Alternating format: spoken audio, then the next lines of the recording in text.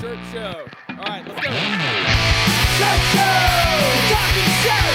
Shirt show! Talking shirt! Shirt show! Talking shirt! Shirt show! Shirt, man! All right, episode 68 of Shirt Show. We're talking with Glen from Windmill City Screen Printing in California. Let's go! Hey there, Love Muffin. Hey there, beautiful. I don't feel like you meant that. I was just taken aback by the love muffin because I love muffins. If you were any flavor muffin, you would be Love. Check out what I got. I know, a sticker from Joanne. The very first sticker from Joanne. And I love it. Up here. It's joining it's going to hang out up here today. Okay. With the rest of them. Nice. Uh-oh.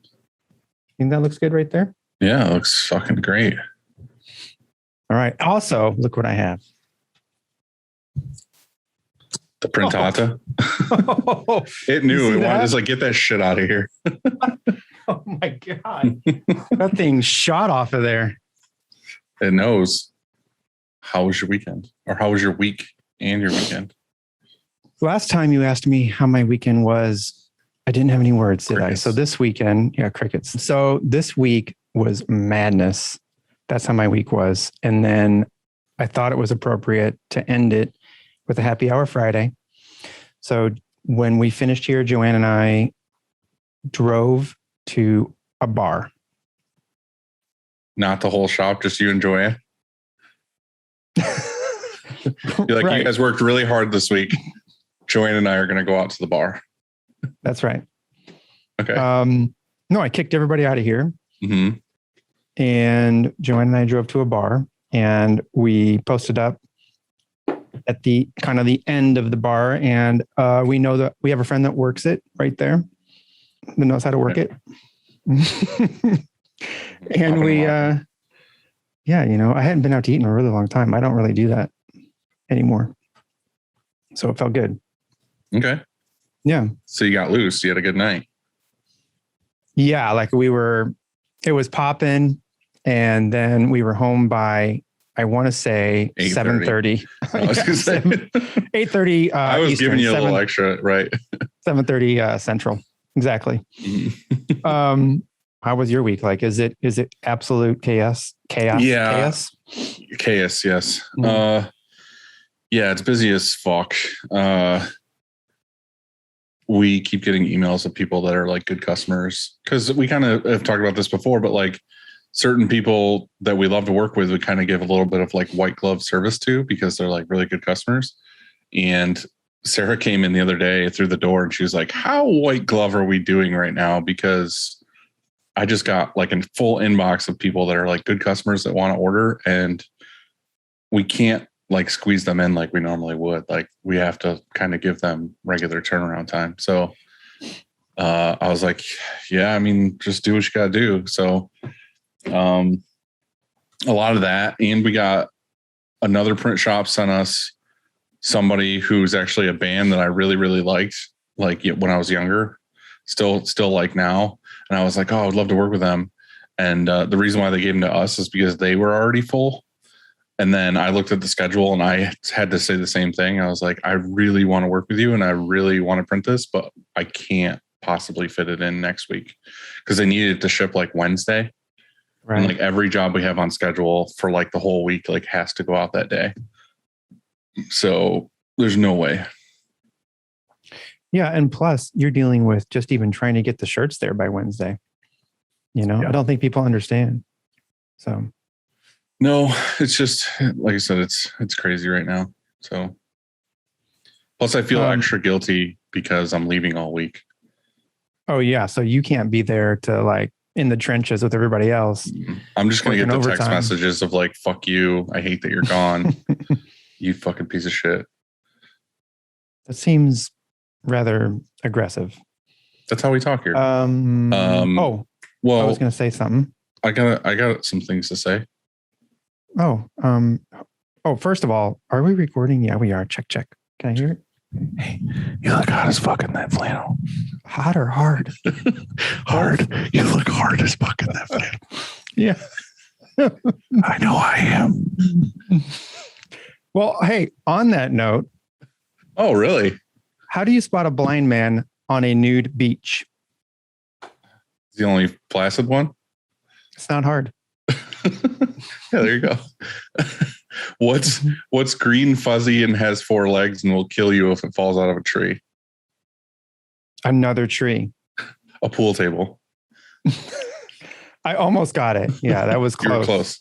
Mhm. Mm-hmm. What's the best way to watch a fishing tournament? I do not know. Live stream. That's a good one. That's a good one, Dylan. It's good to see you, man. Yeah. It's been a while. I know. We didn't talk all week. We didn't. I think we texted. A couple texts. We communicated with some texts. Right. Right? Yeah, no pics, so. No, we were too all over the place. We're too busy. In a bad way. You know, when people say, how's it going? And you make the mistake of saying, oh, we're busy. And they say, oh, it's a good thing. You know, that's a good thing. No. I have a story to tell later. We don't have enough time right now, Okay. but it's a great story. It's a story of courage and strength. I bet there's this much fluff in the beginning of the story, and there's this much actual substance in the story. No, I have video evidence of it. Okay. So I'll tell you what. Tell you what?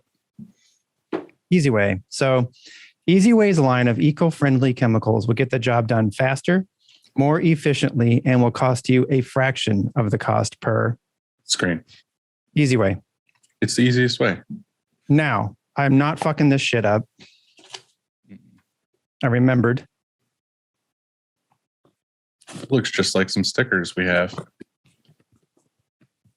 This is my It's a really big, long cap. exaggerated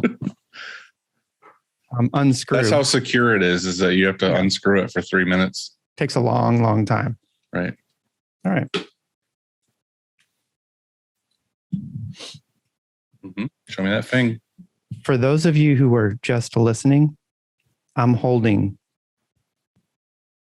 the real, the OG Frank F button. Ready? I see it. Yeah, it's quivering.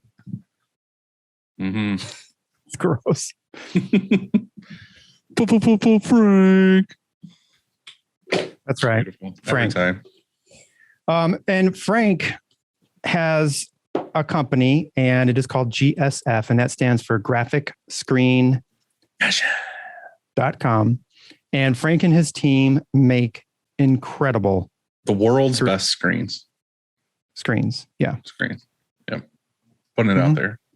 And so if you don't believe us, go to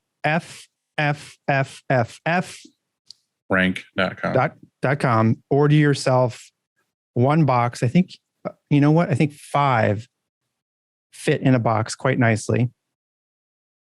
Order them, test them out. The other thing that's nice about Frank too, GSF, is that you know how there's like those companies that make like the best of something or like really great of something, but the company's offset because the owner's a dickhead. Mm-hmm. It's like Frank's the unicorn. Like he has amazing world-class best screens, and he's like the nicest, most helpful person on the planet. Mm-hmm. So would you describe your company like that? Like you make really awesome things, but the owner's a dickhead? Is that sort of definitely. how Upstate is? Yeah. That's how I balance. That's my yin yang. Okay. Right. That's why you're really nice. So that goes to show what your quality's like. The opposite of that, like really sucky. Right. So it's either like really shitty dog printing, shit prints. And that's why I have to be nice. Yeah. Right. To make up for it's the yin yang. Mm-hmm. That makes sense. So action engineering. Action. I almost feel like you should say action engineering because you're wearing glasses, and that always makes Can we do it like this? No, we do it like adds. This. Do it like that because it adds engineering. Hmm. Like I'm a nerdy engineer. Yeah, I got it. Okay. But they make accessories that printers need. Mm-hmm. Help me here. That's it. They make accessories that printers need. And I needed to end it. I went printers need. Like there was right, more. You needed to downhill it. Okay. Try one more time. Let's hear it. You do it. Action engineering. Accessories that printers need. End of it. All right. Go check them out at actionengineering.com. Use Shirt Show at checkout and you get 15% off. Yep. You know what I like about Monarch? All of it. Besides all of it? Their high opacity mixing system. Yeah, that's not included in all of it. I was going to say Aaron. Again, it's another one of those things. It's the relationship that we have. Mm-hmm. Relationships. Yeah, that says something, doesn't it? All the companies that we talk about have that sort of thing, that special. Well, that's the reason why we have them and we talk about them is because they're people that we trust and are, friends of ours. Yeah. We don't just pick randos here. Right. You cannot run a screen printing company by yourself. You need help. Right. And you need people you can trust. That's right. And Monarch is one of them. So ink better, print better, be better. Live Moss. Monarch. Guess who was here on Friday? I don't know who. Forgot to tell you that part. Matt Richardson. Oh, really? Yep. Nice. Relentless Merch Boys. And his production manager, Nate. What was he doing? Well, you know how they're building they have a new building, and so they're getting ready to build it out. Mm-hmm. He made the mistake of coming down to see what, a shop looks like. Yeah. That's you fucked up. I know. Right when he walked in, I'm like, look, you're going to see a whole lot of shit that's wrong. Right. And so it's like that. Right. It's like that video of like when he walks up to your door, opens it, and it just turns gray, and it says, "At that moment, Matt Richardson realized he fucked up." Right. Exactly. Right. Exactly at that. But we talked screen printing. We had barbecue. You gave him the 2-hour tour. Yeah, actually probably 4 hours, I would say, because it went past lunch, and then he drove back to Nebraska. How far is that? I don't know, maybe 5 or 6 hours. You look good. You look ready. Thanks. Yeah. I just trimmed my beard, took a shower, grow my hair out for you. I like it. Like it? Yeah. I get that sick mullet. That's right. Dave's mullet. Oh my God. That was good. So who's this person we're talking to today, Andy? We're talking to Windmill. Windmeal. Yeah, it's Windmill. Pretty sure. Should I say that? Why do as a kid, I think I used to say windmill. You would. I think I did. I also said like ambience. Nice. I still do. I catch myself saying that. My kids say rest or not. I'm not correcting them either. Just let it go. Yeah. I told you, my kid said James Blonde. I think he still does. Perfect. So this week we have Glen Coy from Windmill. Said it right? City Screen Printing. And I've talked to him, well, never like voice talk, but we've messaged a lot back and forth about life and about screen printing. And I was almost visited his shop. I ran into when we were in Palm Springs, I went to this booth where I said this last time because we got this swag sent to us from him. Mm-hmm. And I went to their booth when they were selling merch for Palm Springs, and I met his mother. You met his mother? Yeah, she was working there. Like she was the one. She was like, I started talking to her, and then she gave me stuff like from the booth. I said, no, I'll pay for it. But she's like, oh, like we bought some stuff and she gave us and mom stuff. Right. Yeah. Like half a sandwich. That's why it's called Windmill. Right. Windmill City. But yeah, that's it. So you ready to go? Bone ready, motherfucker. Going on? What's up, man? How are you guys? Good. How are you? Good. Yeah, it's not too hot today. It's finally cooling down. Yeah, I was going to ask you, what is it like living somewhere where it's over 100 degrees for, I don't know, hundreds of days in a row?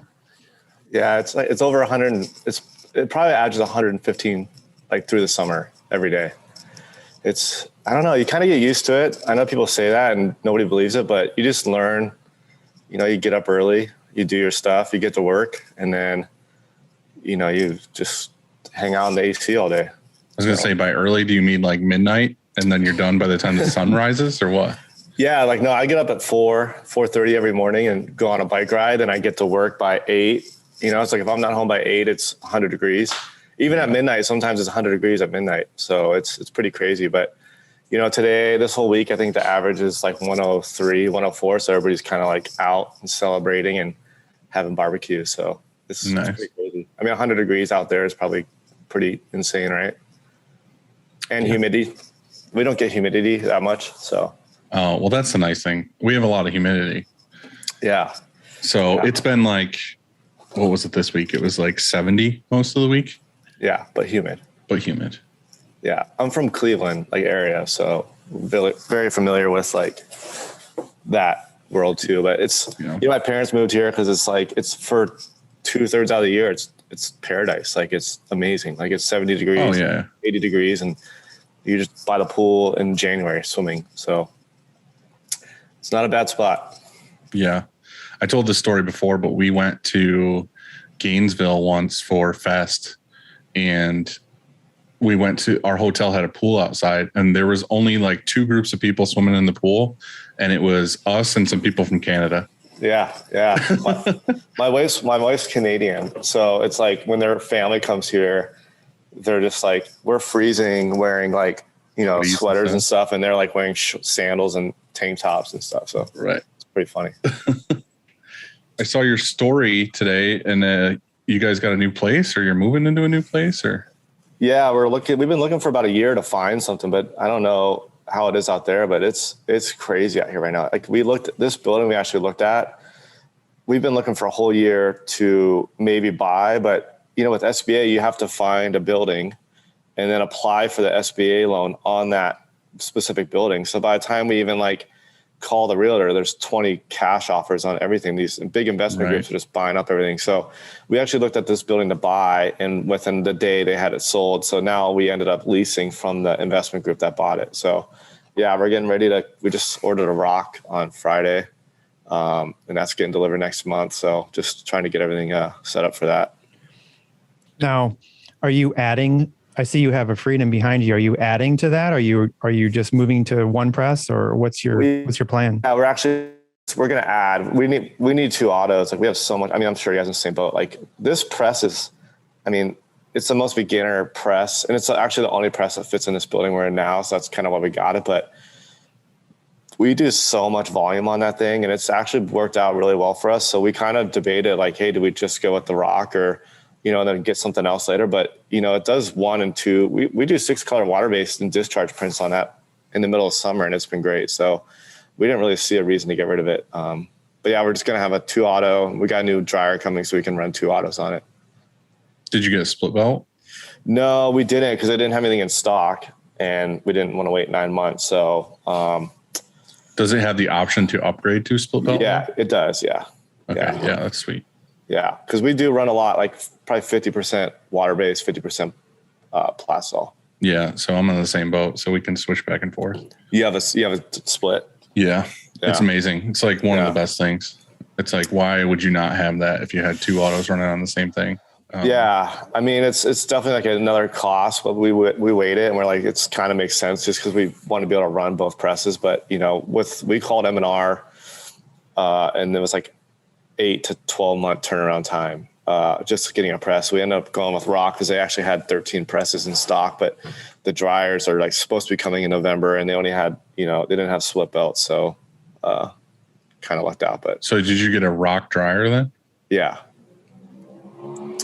Yeah. See, that's the one thing that's the one thing that's funny is like all these rock shops, you see all these, they have, like 4 or 5, whatever rocks, but they always have a Sprint dryer, like M&R Sprint dryer in the middle.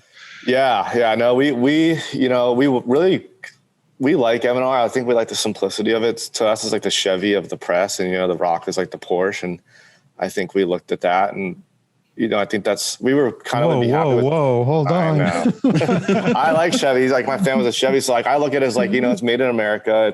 It looks clean. It's easy to.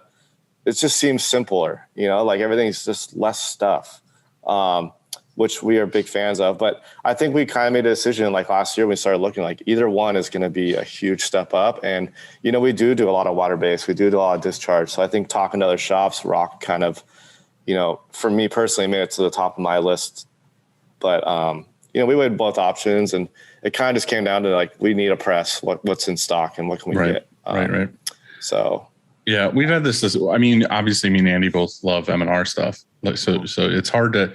You're yelling at the Chevy guys here that are hardcore Chevy guys. Oh, yeah. But the thing is we know that basically it's the Ford Chevy thing, but it's really who's going to give you the best service and who's going to give you what you need. And the thing is too is that I have heard with the Rock stuff that like it does have other benefits to it as far as with like water-based printing, with having like the honeycomb pallets, stuff like that. So yeah. Well, I thought he said Porsche. He did. Chevy. Oh, Porsche. He did. Oh, you said Ford Chevy. I say Ford because I feel like it's more Chevy Ford. He went Chevy Porsche. Right. I feel like when you look at the Rock, it just seems like fancier and there's just more stuff. And to me, that just means more stuff to break, but talking to other shops, it's just like, it doesn't have we couldn't find like a negative side of a Rock. We've been to shops that have both of them. And like I said, like to us, like we are on the most beginner auto. A jump up to anything is a huge jump up for us. So I think when we kind of weighed the options, it was just like either or, like we're going to be great with both. So Dylan, didn't you start with the Freedom? No, I started with the M&R Sportsman, and then when I added a press, I was looking to just add like an extra press to like take overflow, and like the cheaper press that I grabbed just as like an overflow press was the Sabre, the Workhorse Sabre, which is pretty much an 8-color Sportsman. So I was like, oh, this would be cool. But having them right next to each other for me was, you can see the differences in each other. And then when it was time to upgrade, we got that out and got the Gauntlet in. I think that's going to be our plan, stick it out for another year with the Freedom, and then, see if we have enough work to justify upgrading that too. Our kind of plan is to go in, do the more complicated water-based multicolor stuff on the Rock, and then hair 1 and 2 color easy stuff goes on the Workhorse. So we can kind of, we have a couple of shop hands now that help them doing, just press assistance. And my plan for them is to start, train on the Workhorse, get the basic stuff down. And then, if we upgrade them, we're ready to roll. So, yeah, it's funny. Like I've had this discussion with a couple shops now, especially over the last year, because I own the building we're in and I'm kind of limited on space. So I'm trying to take advantage of as much of the space as I can. And the discussion I've been having recently is that I'm trying to get a really small auto and M&R has a couple new ones now. They have the M&R Global ones that can take up less of a footprint. And they have this one now that's like a 3-color auto, but it takes up the same space as a Sidewinder.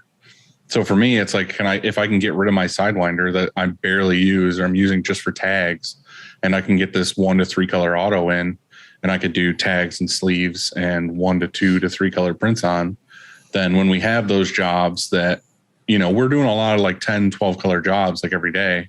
And it's like, I would rather the other 2 big presses be just doing like the meat and potato stuff. Yeah. And then have this smaller auto do like the tags and sleeves and all that stuff that bogs down the bigger presses. Then I feel like I can get so much more stuff done. When I tell people the volume, we did over $1 million a year in sales off of Freedom Express. It's like when I tell other shops that, they're just like, there's no way. Like you should be a salesperson for Workhorse. Cause to me, it's like figuring that out I'm like, we're never going to get rid of having even this press. If it works, it's going to be in the shop making us money.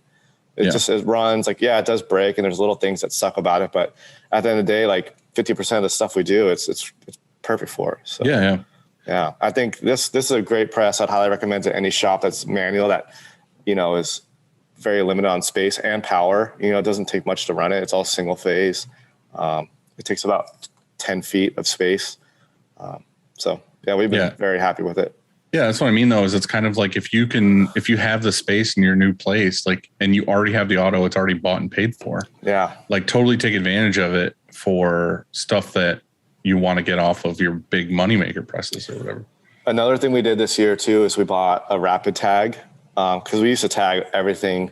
We'd print the whole job. Sometimes it'd be, 4,000 t-shirts we print, and then we had to switch everything up and tie the press up for a day or two doing tags. Right. So now, we bought the rapid tag for like $5,000 and it paid one job paid for it. And now we're not tying our main press up. And it's that's probably the best thing we've done all year is bought that rapid tag. Cause we did a lot of tagging. Mm-hmm. Yeah. I really like ours too. We're really only using it on stuff that's like 250 pieces or more. Mm-hmm. But if we're not doing that, we're still doing like printed transfers because it's just easier to do smaller piece runs than it is to make rapid tag screens and set it all up for, if you're doing a whole order that's like 100 shirts, you don't want to be like, oh, cool, let me do like 15 smalls, 20 mediums, stuff like that. It's a pain in the ass. Yeah. But yeah, that rapid tags are pretty sweet. Did you see the Livingston Systems, like the tag along palette or the new tag system they have? I saw that yesterday. To me, it just seems like you're tying up your main. Is it on the main press, right? You just put on your. They have the new one now. Like they had the tag palette before, but it made the actual printable area of the palette a lot smaller because it was part of the 1622 palette. They have the new one now that's like a separate thing where you still have the full printable area. It just jots out a little bit. So they have like an add-on that you can put on one of the heads of your press, and it will print the tag while you're printing the front, but it also kind of like ejects it at the end. Like it goes where your safety bar is. So when it gets to the unloader, it like unloads the tag thing for you. So all you have to do is like pull the shirt off. It's pretty sweet. But the thing is it's really, in my opinion, it's for the shops that are just like relabeling everything. You know what I mean? Like if you're bread and butter all day long is just relabeling like every shirt, then it's like it's a no-brainer. Like, yeah, dude, put that on your press. But for us, it's like we're not, we might do, say it's 30, 40 jobs a day or whatever. Like we're doing maybe like 3 or 4 of those jobs get labels. Yeah, we do a ton of label. Like we're very retail heavy, and we've, I don't want to say we shot ourselves in the foot by offering that, but we sell to retail stores and breweries, and since they've seen us doing it, now they're like, I want that. Right. They don't care what it costs. So now it's like this extra step we have to do, which we don't mind. Like, and honestly, the rapid tag's been, super helpful with that. So, but yeah, we tag probably half the orders that go out are good tagged. So when you said you were tagging so many things, I just assumed that it was your own stuff, because I know you have a few retail stores that sell Palm Springs merch. And so you're telling me, or it sounds like anyway, is you tag for other brands and other places too. I'd say majority of the stuff right now, people are wanting tagged. They want, and especially it's the biggest concern with us is every shirt we're printing on right now is comfort colors. Mm-hmm. That's the worst shirt to tag. Yeah, it's crazy. We have an upcharge. What we do is we get the shirts, we print the tags, and then we drop them off at a local seamstress to seam rip everything and resell it. Dude, that sucks so bad. It sucks, but it's just, we've got it down really well now. And it's like, for us, the final product is just, we're getting really good, really big accounts because we're offering that service. What do you just, are like you're just adding a week to your turn or something? Because that's got to take a while, huh? It does take a while. Yeah. We just add a week. It's, right now we're doing it's like a $30,000 or $40,000 order, and everything's got to be cut out and sewn in, but it's going to be a customer that's going to order every month, these big orders. So, I'd rather work with people like that than a lot of these, small 35, 36 piece orders. Like we're kind of focusing on the big retail people, and it's like they kind of need a, elevated product and elevated expectations on their end. Right. So, well, that makes total sense though. If like you're taking a large order, like you said, like a $40,000 order, and you're giving it to, you're doing all the printing and then you're handing it off to somebody to, cut them out and put new ones in. Mm-hmm. It's what sucks is when you get like, okay, I've got 30 orders this week that are all like 100-piece orders. And then you have to like separate those, and it's just a nightmare. But like you said, if you're just dumping off like, a couple pallets worth of stuff and it's all one order, it's way better. Yeah. No. And she, the girl we use is super, she's got the whole system down with her whole crew. So it's actually worked out really well. It's definitely like the comfort colors thing has been like kind of a new thing we're having to figure out, but, I feel like we as printers should get together with Comfort Colors and be like, it's horrible. Hey, can you sell us blanks in 2 options? Either like, if we're going to relabel it, you just don't put a fucking tag in it. Well, you can't get them anyway, but it's crazy that they even think that's a good idea. I guess it's branding. I mean, they want their tag in there. They think, 99% of the shops aren't going to cut these out. So it's good for them because everybody knows that's their brand. We got an order the other day from somebody that sent us like contract. They sent us shirts and they had their tag printed. They just flipped the tag up, printed their tag, and then left the Comfort Color tag on. Yeah, that's how we drop them off at the seamstress. And then that way we don't have any miss. The first time we did it, she cuts all the tags out. We had a nice one organized per box. Well, she cuts all the tags out and then we don't know what size is what. Mm-hmm. So now we pre-print everything, drop it off, and then it's ready to go. Just doesn't that suck to print on the press though? Like you have to pull the tag back every time? No, it's not that bad. They've got it down. Those guys have figured it out. Dylan, didn't we talk to Independent and we talked to them about a couple of their items that they didn't have tearaways? Oh yeah, we talked about the folding too. The fold thing's a big deal. That was the biggest thing for us is not using we always try and order Independent through a distributor because then it's not folded like that. Right. But they told us the reason why some of their tags are sewn in. And I want to say it was, I think on all of the washings, like a Comfort Colors goes through. It's like the mineral wash stuff or the stuff that's beat up. When they put it in the big machine to get it like beat up or washed, the tags falls out. That's smart. Yeah, I guess so. So that's why Comfort Colors is that all of their stuff is like that. Can't they put a tag down the bottom inside of the shirt? I know, that's what I'm saying. We as printers need to get together and rally and like strike and be like, fix your fucking tag, or like, we're not going to order your shit. Yeah. US Blanks. Have you ever ordered from them? Once in a while. They put, if you ever order their tie-dye stuff, which we use a lot, they put their size label down on the inside of the shirt. So there's no inside. It's all blank up on the neck. And then everything's down on because they're redying it. So it's probably the same issue. They have to have a tag that fall out. Every manufacturer that's listening right now, please start putting your tags on the bottom on the inside. Yes. Every single one of them, please. Yeah. That would be amazing. Yeah. You got to think that is smart. I mean, even if it was a tearaway tag or whatever, just put it down there because if somebody wants to pop it out, they can. Could be harder to count for us as printers, if we want to relabel it, like. Would that make it harder to count in? Probably. That's the only thing I was thinking is like, if there was no tag up there, it's harder, but.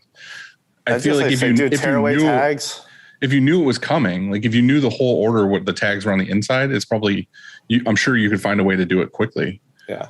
But I don't know. There's got to be a better way. Tearaway tags are down on the seam. Yeah. I agree with you. But yeah, we're doing a lot of custom tagging. I mean, a lot of the clients we're working for are just, a lot of retail, like boutique hotel, breweries, and once they see our store, like our retail store, and everything's labeled and size labeled and has the logo of whoever we're partnering up with, they just automatically want that. They don't care what it costs and if it takes another few days. So right.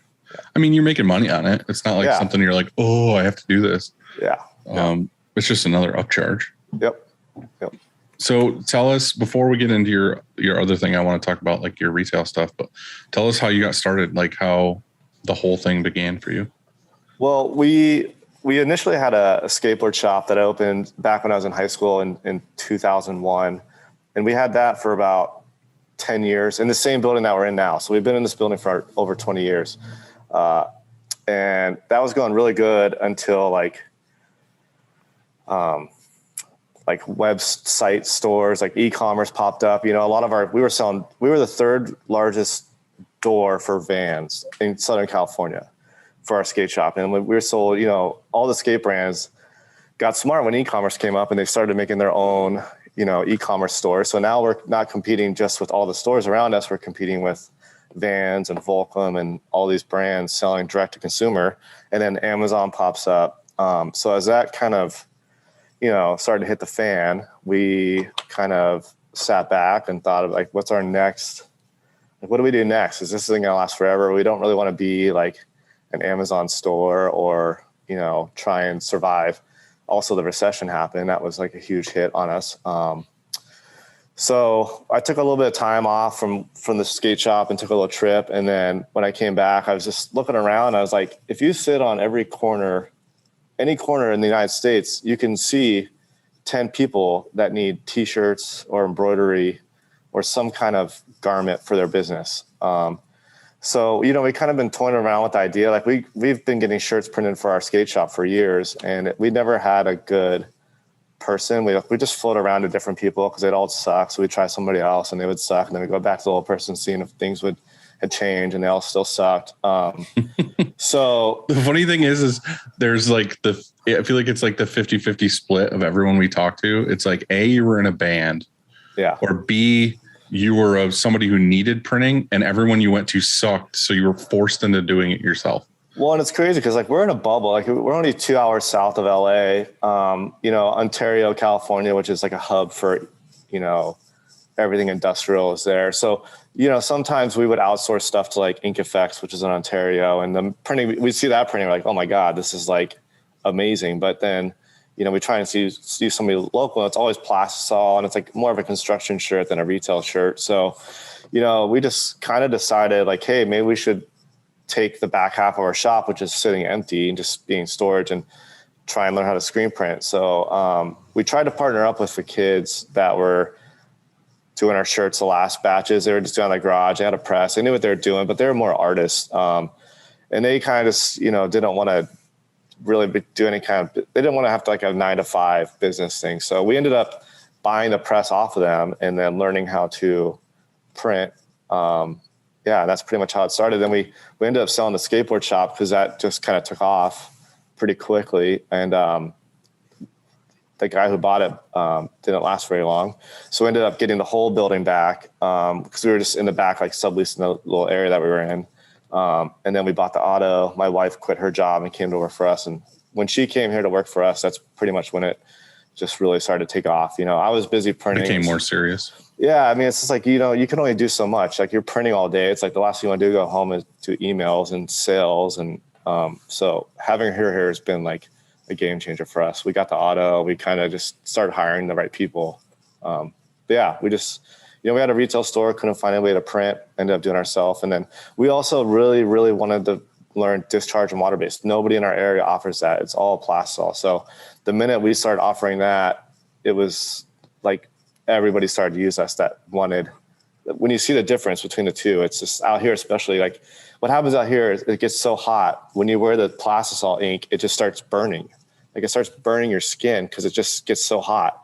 So, even the construction workers, when we show them the difference between water-based and plastisol, and they're outside working on the asphalt all day, they see a discharge print and they're just like, that's all they'll use for the rest of their career. So we've been really lucky with that too. So. Right. So then you got into doing more retail stuff too? Yeah. So when COVID, we've kind of been playing around. Like there's, we're downtown Palm Springs. Like it's like a big tourist attraction. But there's never been like a cool like souvenir shop down there. So we've been kind of toying around with the idea to kind of, open our own like retail store where it's, it's like a third our products that we design and manufacture and print. It's a third like collaborations with like other business owners or artists or friends of ours. And then the other third is like our client stuff that we print for. It's like we print for Vibe CBD water. So we sell their stuff. It's just a lot of like Southern California based products. So the first week of COVID happened and we were just like, shit, what are we going to do? Like everybody's trying to figure out what's next. So we started making a plan for that store just because the landlord that we were actually been looking at the building for a few months. And we were actually about to sign the lease the day COVID lockdown happened. And we backed out for about a month But then the landlord came back to us with like some crazy offer to take the space. So we took that and started building that out. But yeah, it's just a mix of our stuff, our client stuff, and then collaborations. Like right next week, we're doing a collaboration with Nancy Sinatra, who's like a local out here. So it's like pretty big stuff sometimes. So now I've kind of thought about doing this a couple times, and we actually had this discussion like a week ago, because I was in Ithaca, and Ithaca to us is like really, it's not that far. It's like 25, 30 minutes from us, but it's like a very, like if you're from Ithaca, if you go to Ithaca, it's like its own, like, you know, town where everybody's super proud of being from that town. Like it's it's basically a college town because Cornell's right next to it, like Cornell University. Yeah. So like it's everyone that goes there is like very proud of being there. And I've always tried to get more business from Ithaca, but the thing is everyone that's there is very like, we want to support Ithaca as much as possible. So like they'll only print with you if you're like basically in Ithaca. Yeah. So like part of me kind of wants to like rent a storefront there and put a shop in, kind of like do a retail thing. And then we can just outsource the printing from there to here. And I can just make deliveries like once a week or whatever. But the thing is like, my question to you is, what did you do when you were like who runs that store? Yeah. Who's in charge of being there all the time? And do you have someone there that's just as dedicated and about everything as you are? So that would be my problem. Yeah. And that's the biggest problem. That's kind of what we knew going into it, that we were going to be too busy to run it. It's a full-time thing. Like right now we're only open Friday, Saturday, and Sunday just because it's so hot during the week. There's nobody down there, but we are a 5-day-a-week retail store that's open from 10 in the morning till 9 at night. It's attached to a brewery, so we try and get the nighttime business from that. So we initially but we initially took this girl that worked for us. She was helping with our embroidery department, but since COVID happened, like, you know, everything just went away. So our embroidery department was a little slower. So we kind of approached like, hey, we could either, you know, cut your hours way back until things hopefully pick up, or we want to open this retail store. We think you'd be a great fit to help us run it and open it and merchandise it. So she was on board. She helped us open it, and she's since like moved on and done her own thing. She does like high-end chain stitching, and it took off, so she left. But we have a full-time manager that she was so good, we brought her in to work with us, and she's our assistant. And right now we're just looking for a new store, like retail person. It's definitely tough. Retail's tough. You get a lot of turnover. We got a super good crew right now. Like we have 3 people that are, you know, that's all they do is just work at the retail store and manage that. And we've been super, super lucky. Like, I mean, to them, it's like a little side gig. They all have other things going on. But yeah, I feel like retail is one of those things that everyone always says, like, it's the college kid or the high school job of like, what are you going to do after retail? It's like nobody crazy. Looks at retail of like, this is my career. And that's the complete opposite of what we have. So we have, you know, a kid that used to work for me at the skateboard shop since he was 13 years old that went to China to teach English and had to come back because of COVID, and he's working for us there. He'll probably go back to China. The other girl has a master's degree in food studies from NYU and moved here to like open like a California-based online food store, and just wants to work at the retail store a couple of days a week and run the food section for us. So we've gotten super lucky. Like we don't have these like, you know, they don't show up late stoned every morning like most retail kids do. Like they're very dedicated to it and very on top of it and very knowledgeable. So we've gotten lucky, not just there, even hiring here, we've gotten super lucky. But yeah, it's definitely a lot of work. Like I haven't worked there for 4 months. Like I go down there and check up on it, but it's ran really smoothly, but it's definitely like, it takes a really good crew. Do you sell custom screen printing and embroidery out of that? Or no. So people that are in that store, they don't know that it's you that printed it? They do, but we don't even let people come into our store and order anymore. Like we lock the doors at our print shop and try and tell people to go away before they get to the door sometimes, just because it's never the right client. I know you do a lot of walk-ins, Andy, but for us, it's like, it's always the gardener wanting 12 shirts. Yeah. You know, that's the same for me.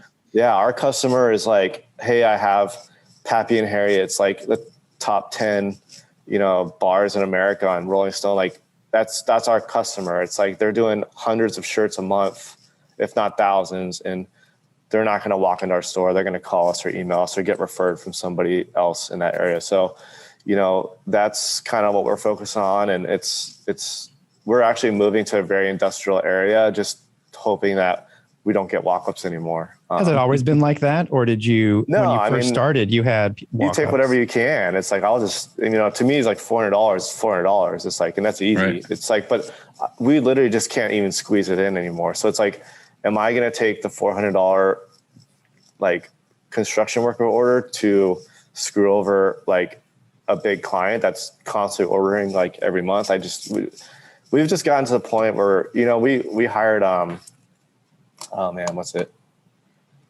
Catalyst a couple years ago. And the first thing he said to us, what's his name? Mark Kudre. Yeah. Okay. Yeah. He did. The first thing he told us is you do the 20-80 rule. I was like, what the fuck's the 20-80 rule? And when I learned that, I'm like, that's our strategy. Like, let's focus on the people that are constantly ordering and that are, doing sustainable business with us, so that when we do get busy, we aren't neglecting them. And it's not that we don't want to help small people out. We do a lot of small jobs. It's just, we're very picky about them. Like, hey, do you have your artwork? Do you know what you want? Are you going to pay us? Am I going to have, especially right now with the garment shortages, like, I don't want to go searching for 36 shirts of 4 different colorways. Like, it's just not going to happen. So we've just gotten really efficient. We know how our customer is, our clientele base. And with the print shop, it's like, if somebody asks about printing, our staff knows like the right questions to ask. Like, oh, what do you do? Like, what are you trying to print? Like, oh, are you from like a bigger brand like in LA that needs printing? Because we are starting to get a lot of printing from San Diego and LA, just because those print shops seem busy. So we're getting a lot of, and having the skate shop connections, like some of our reps that used to rep some brands out there started a big brewery and a big distribution, like liquor and beer distribution company in San Diego. So we're doing all their printing, shipping all that out. So we do get a lot of people that walk in that are interested, but we've gotten really picky about who we give our email, our phone numbers out to. Right. Yeah. Those who don't know, and I think I have this right. So 80% of your profits, the 80-20 rule is that 80% of your profits come from 20% of your customers. And so you can decide, you can say, okay, well, cool. I'm going to get rid of the other 80%, of my customers and just keep these 20, and I'll have 80% of my profits and try and grow that segment. And it sounds like that's what you've done, is that you've focused on that segment. And when Mark told me that, there's no way that we were going to run the numbers and I'll be anywhere close. And it was within a percentage. Yeah, I did the same thing. Yeah.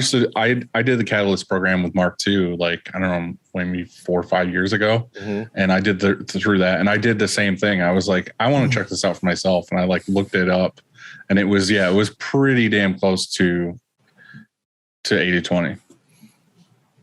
Yeah. And when we did that, our business really took off. I mean, that was the biggest thing I've learned from him, is just trying to focus, like, and again, my wife is very, she's the other 50% of business, and she's very numbers like oriented. And she's like, we can't neglect the small clients, because that's who we were for a long time. And our whole thing is like, we're not going to neglect the small clients. We're just going to be picky about the big clients. Like, the first sign of a pain in the ass, like, we can't deal with it. We just don't have the time. So we're the same way with the small. We'll take it if it's easy and it's organized, but for the most part, somebody walking up, like our store, our print shop that we're in now is actually, it's an old retail store. That's where we had our skate shop, and there is a lot of traffic. And we have signs that say screen printing, because like we did take anybody that would walk in before. It was like, money's money and we have time. But now that we've just gotten busier, it's just, we had to change strategies a little bit. Yeah, for sure.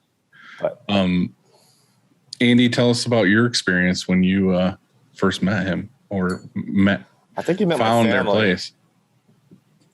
So I last week I showed all the swag that you sent, which, by the way, thank you again in person. I'm telling you, thank you. It's so much cool stuff. And also Jojo told me to tell you thanks for her pink socks and that tie-dye. Cool. But it was after ISS. We decided we were going to stay. which is what we do a lot of times when we go to these conventions. We just stay over because, the conventions, when you go to the shows, it's nonstop, it's just nonstop talking. And for us anyway, we love to, it's usually in a cool spot. And also in January, St. Louis is freezing. And so we're down there and the weather's good. And we decided, Dylan, was it 2020? Geez, that seems, I never always get this messed up. Yeah, it was January 2020. So okay. Just before COVID. Yeah. So we stayed over. We actually got we went to Malibu for a few days. We had never been there and we thought, oh, it would be cool. Let's go to Malibu. We got an Uber up there and it was okay. I mean, I don't know. We went out to eat a couple times and that's about it. But we were looking for warmer weather and we just got on our phones and we said, okay, well, Palm Springs, it's like 75 or 80. And we rented a car, we changed our flights and we drove to Palm Springs. We fell in love. We stayed for 18 days. We changed our flights like 2 or 3 times. It was funny because I was talking to you throughout that whole thing and you were like, yeah, we're going to stay for like 4 days. Mm-hmm. And then at the end of the 4 days, you're like, yeah, we're going to do 8 days. And then you're like, should we stay? And then the very next thing you're like, we extended again for another week or whatever. And I was like, holy shit, dude. Well, it was slow here. Everybody, it was handled and it was just a good time. It just worked. It was the perfect time to do it. And so we had the longest vacation we've had since we opened, since we started. And, but every Thursday, I don't know if it's still going on because of COVID, but every Thursday there's a street festival. Is it still happening? They just started like two months ago or like a month ago, but it was hot as shit. Like nobody's going. It just started to cool down. So yeah. Oh, well, yeah. I mean, in January, it was beautiful. It's gorgeous out at night. It drops into probably down in the 50s maybe or 60s. It gets down to freezing. Yeah. Sometimes. Yeah. Yeah. And so we were just walking by this booth and they had a bunch of shirts and I think it was the first week we were there and we wanted to get some stuff that said Palm Springs. And we started talking to the person that was working it. And I think it was your mom, right? I want to say. Yeah. So it's like, they have like my mom and my brother have like a little side business that they just do they use our presses on the weekends and use local artists and print shirts. So my brother's just doing it all now, but it's just, I had a bunch of stuff in storage for 2 years and now they're just trying to start it up again. But it gets busy down there. It's like a thing. The thing to do in Palm Springs is go downtown Thursday night. It's complete opposite of our business plan for our retail store. We're trying to avoid that crowd and go for like a more, elevated client base. We don't do street fairs. We don't do pop-ups. We actually probably don't have I'd say 95% of the things don't say Palm Springs in our store. It's more like desert or, right. area base versus, it's just so easy to get tied into that tacky Palm Springs, souvenir shop. So that's our biggest battle is how do we make the products local, but not make them, like a tourist shirt. I was looking for tacky Palm Springs stuff. Yeah. It's easy. But I did stumble across your booth and it was great. And your mom was really, really friendly. Yeah. She's the best. She's like a celebrity here.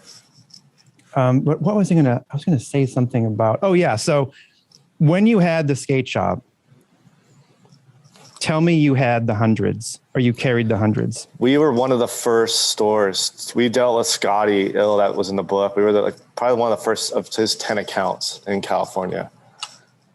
That's I actually went to we used to go to their warehouse and they have the print shop there that they talk about in the book. And they actually do printing still for one of our clients. And they get 12 color jobs. We just source it out to them. But yeah, we were one of the first 10 accounts, I think, to have the hundreds. Yeah, just following it along. I'm a little past halfway right now. Yeah. So just seeing how they talk about being discovered and how they went to Magic, they were just trying to get their brand out there. I love the part, I just read it this morning, where they went to that show and people were just walking by their booth because they had 10 shirts hanging there and that there was nothing. And they were like, who are you guys? We never heard of you. So the next day, that night they went to Home Depot or something and they bought a black tarp. And the next day they covered up all their shirts. Yeah. And so that when people walked by, they were they couldn't see, they made it exclusive. We're not going to show you, fuck off. You have to get in our club.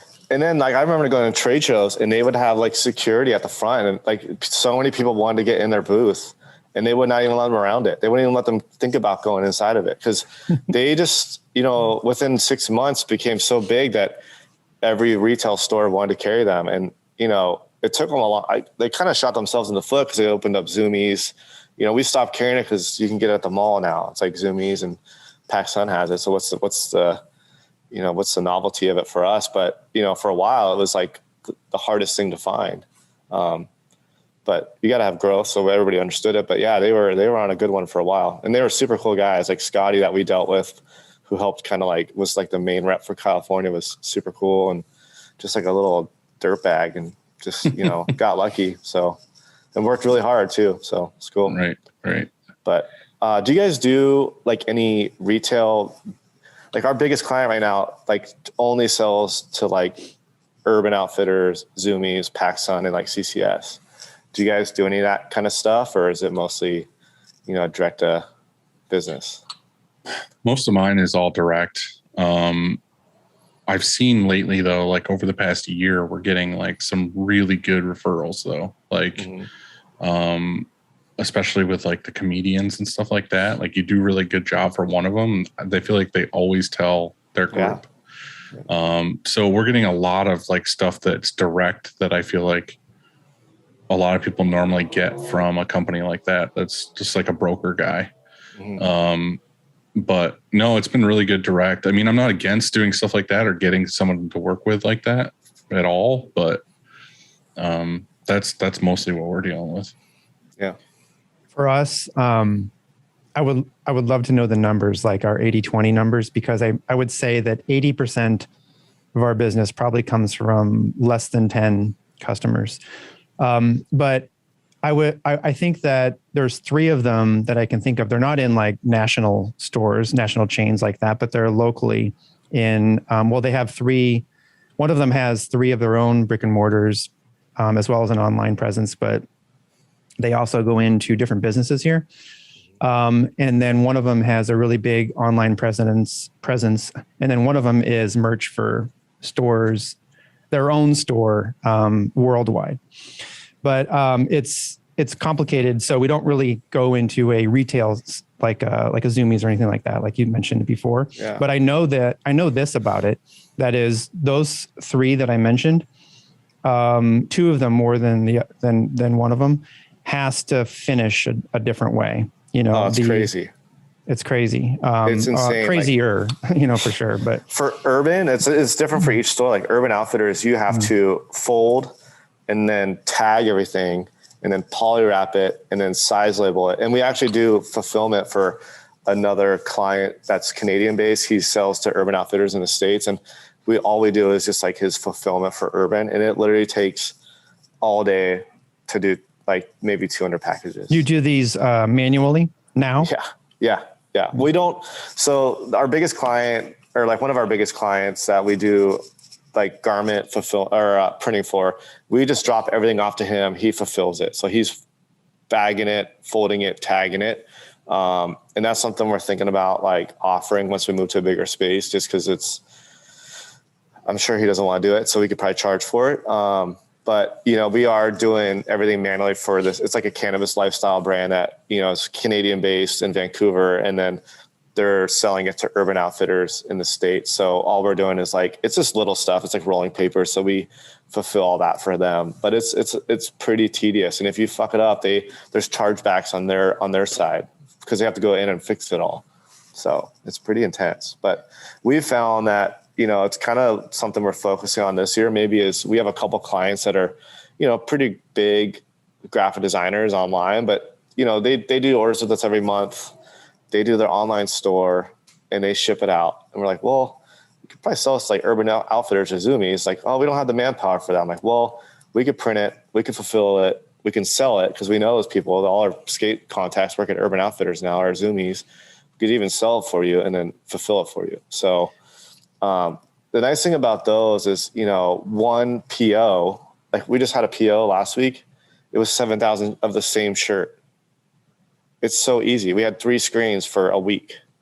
Are you finding that finishing is taking as long or more time than it does to even print it?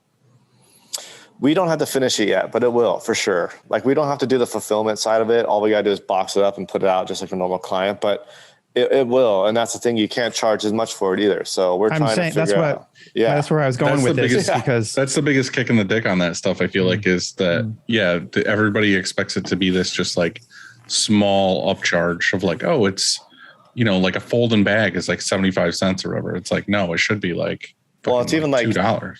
Tagging a shirt, right? How much can you charge on that? $1? Well, we charge $2.75 for a one color print on a t-shirt. Right. So how do you, it's the same amount, if not more work, because you have to cut the tags out. It's way more work. It's way more tedious. And it's another like, oh man, I got to fucking do this on top of this, but it is more money. So, if you could figure out the ways to make it work and make it efficient, it's worth it. I think, I don't know. I'm trying to figure out. It's like you have to charge a premium for screen printing. Yeah. And then the 75 cents, $1, whatever you want to charge for the tagging. And it's maybe built into the screen printing or something, because people can't stand when they hear the words, like, for example, if we're going to charge for art, that's just like, what? Oh. I mean, why? Because if we truly charge what we should be charging for art, it has to be built into the screen printing. Otherwise, it just they can't stomach it. The biggest thing we're having right now is we have a new client that's like a local designer, and they're doing a lot of like client-based work for local businesses, and they're doing a really good job. But every job is a 6-color custom Pantone match job. So, we did 3 jobs for them on Friday. We literally mixed 18 inks. It took all day. This is my every single day. I know. So it's like, what do you do? Do you want to charge them $15 for a custom Pantone? I mean, that's like $300, and they're going to come to you and be like, my argument is go find another shop that can do that. Right. Or we'll be willing to do that. But that's our battle right now.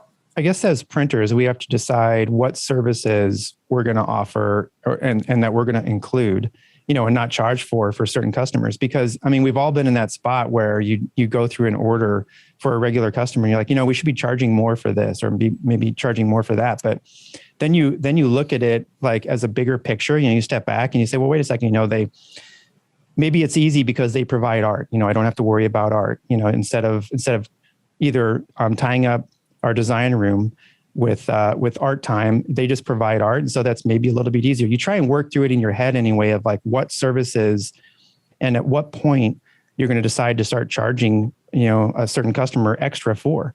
I mean, does that ever do you ever come into those situations? Yeah, all the time. And when we charge for everything. We charge for screens, we charge for ink color changes, we charge for delivery. And if we get any pushback, we're like, hey, if you want to see why we can charge for screen setups, you can come in here and watch us make your screens and the process of it and the setup and the tear down and the cleanup. And then if you feel like that shouldn't be charged, then we can have that discussion still. Like, oh, I understand now. Like, it's just, when you explain it to that way, when I had the skate shop, I have all my files from all the stuff we've ever printed for the last 15 years. And sometimes I'll open it up and I'll be like, I cannot believe I fucking sent this to a printer. Like these art files are so horrible. And somebody sent this to me now and they used to charge us screen setup fees. And I used to be like, why are they charging me $300 to do art separations for a skateboard deck? Like, it's crazy. But now that I see that art that I sent them, I totally understand it. So if somebody would explain that to me, it would have been a lot better. Because I know about, okay, like, I get the process. So, luckily we work with most of our clients that repeat and they understand, like, we've already been through, we have them come in, show them the shop. This is where we do the screens. This is where we mix the inks. Like, we talked about Pantones and water-based versus Plastel. So I think, we've, again, being picky with our clientele base, we've been able to educate them and explain to them why. But this whole new Pantone thing, especially without being able to get inks, that's our next big battle, is just mixing inks. Well, I think that people that are shops, I should say, that include a lot of services, like we include delivery for certain customers because we don't want to inconvenience them or give them a reason. There's a lot of printers in St. Louis.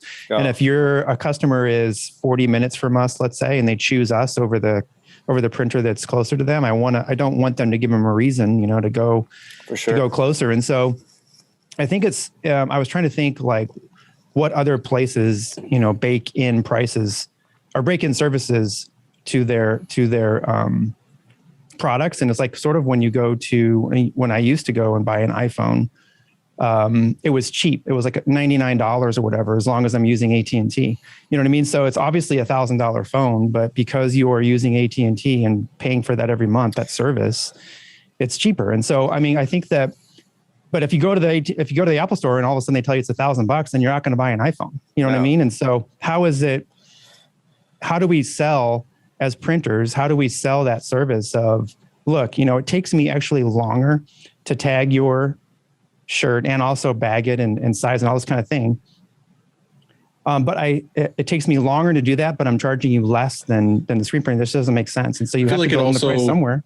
I feel like it also goes back to what we were talking about with the 80/20 and like the white glove service. Is it's like, if we have those 20% of our customers that are giving us most of our business, those are the people that I'm always willing to be like, oh yeah, like your artwork came in like dog shit, but like I'll spend the day fixing it, or making it better. Or, oh, you want tags? Like the reason why I'm going to give you tags for 75 cents versus $1 or whatever is because I know I'm getting X amount of shirts per month from just you. Like that's why I'm willing to do these, is because I know I'm going to make it up in the long run or whatever. Or, all these extras, like the delivery thing. Like we rarely deliver for a customer. There's people like in Whitney Point we don't deliver shirts to, but we have a big brewery that every time they order, it's like a full van or two of shirts. I'll gladly deliver those shirts because they're a customer that's like, oh, here's like 100,000 a month in business. It's like, I'll gladly deliver for them because it's that extra white glove service. And the way I see like those extra add-ons, like to me, it's like we have a dedicated person that does tags. So if, we go in and pay him his hourly wage, he could do 250 tags an hour. We're still making money. So to me, it's like, okay, we're not making as much money, but we're not pulling somebody that's, off from the main press to do that.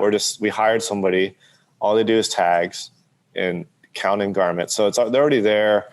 They're just making money. So it's again, like you said, it's a white glove service that it looks so nice when we walk into businesses and see the shirts that we print. There's no Bella tag or Comfort Colors tag. It just looks a good point. Cohesive. That's a good point, because it's what makes way people want harder to go to you too. What's that? That's true. And I was going to say it's way harder. You should be charging more, I guess, for screen printing because you're on a more expensive press and there's a lot more that goes into it. So maybe it makes sense, because I was thinking of it more of a time thing, like just if we make X amount per hour, that's what we have to make. And here we are selling a service for cheap, cheaper than we do for screen printing and embroidery and everything else. Well, I guess that makes a little bit of sense. It was different when we were running all the tags on the auto, switching out the pallets and all that shit. But now that we have the rapid tag, it's paid off in one job. It's like, it's just sitting. If it's just sitting there, it's not making money. But if somebody's there, it's making money. Even if it's 80 cents compared to $2, it's still making money. But because now there's two presses running. So, to us, that's even in the bag and tag. We will hire somebody just to do the fulfillment side of things, and we'll make money on that. Not as much as screen printing, but we'll make some kind of money. So it's such a not fun job, though. It's so like, how do you keep those people? How do you keep those people doing that? I don't know. Yeah. If I had to do that all day, just tag something the entire day, all day, every day, I don't know. It's like, well, it's too.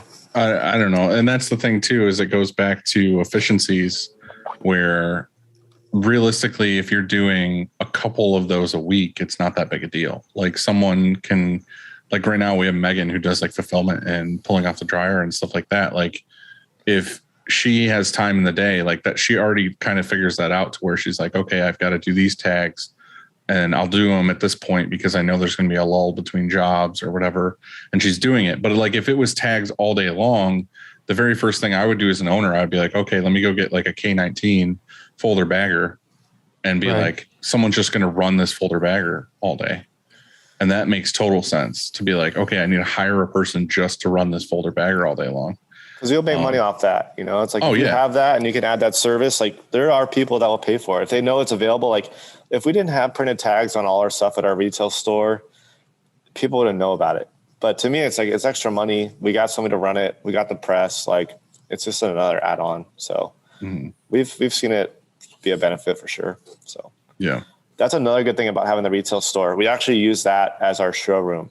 So, if we have a big potential client, like this just happened 3 weeks ago, it's a big local hotel chain and they wanted to do a big merch line. So they're like, we want to come into the print shop and see samples. I'm like, let's just meet at the retail store. Cause we do high-end water bottles. Like we do high-end, everything we make in there is very nice. Like it's not like some cheap, like plastic keychain that we just printed something on. Everything's custom made. So we've been able to use that as like, hey, this is our showroom. This is what we can do. Like these are the different garments we print on. These are like different graphic designers even that we use or are friends with that you can utilize. So I'd say more than anything, that's probably the biggest benefit of having that store is just having it more as a showroom and saying, this is what, our store looks really good in my mind. Like it's beautiful. So people walk in, they're like, oh, this is how our stuff could look, merchandise, so right.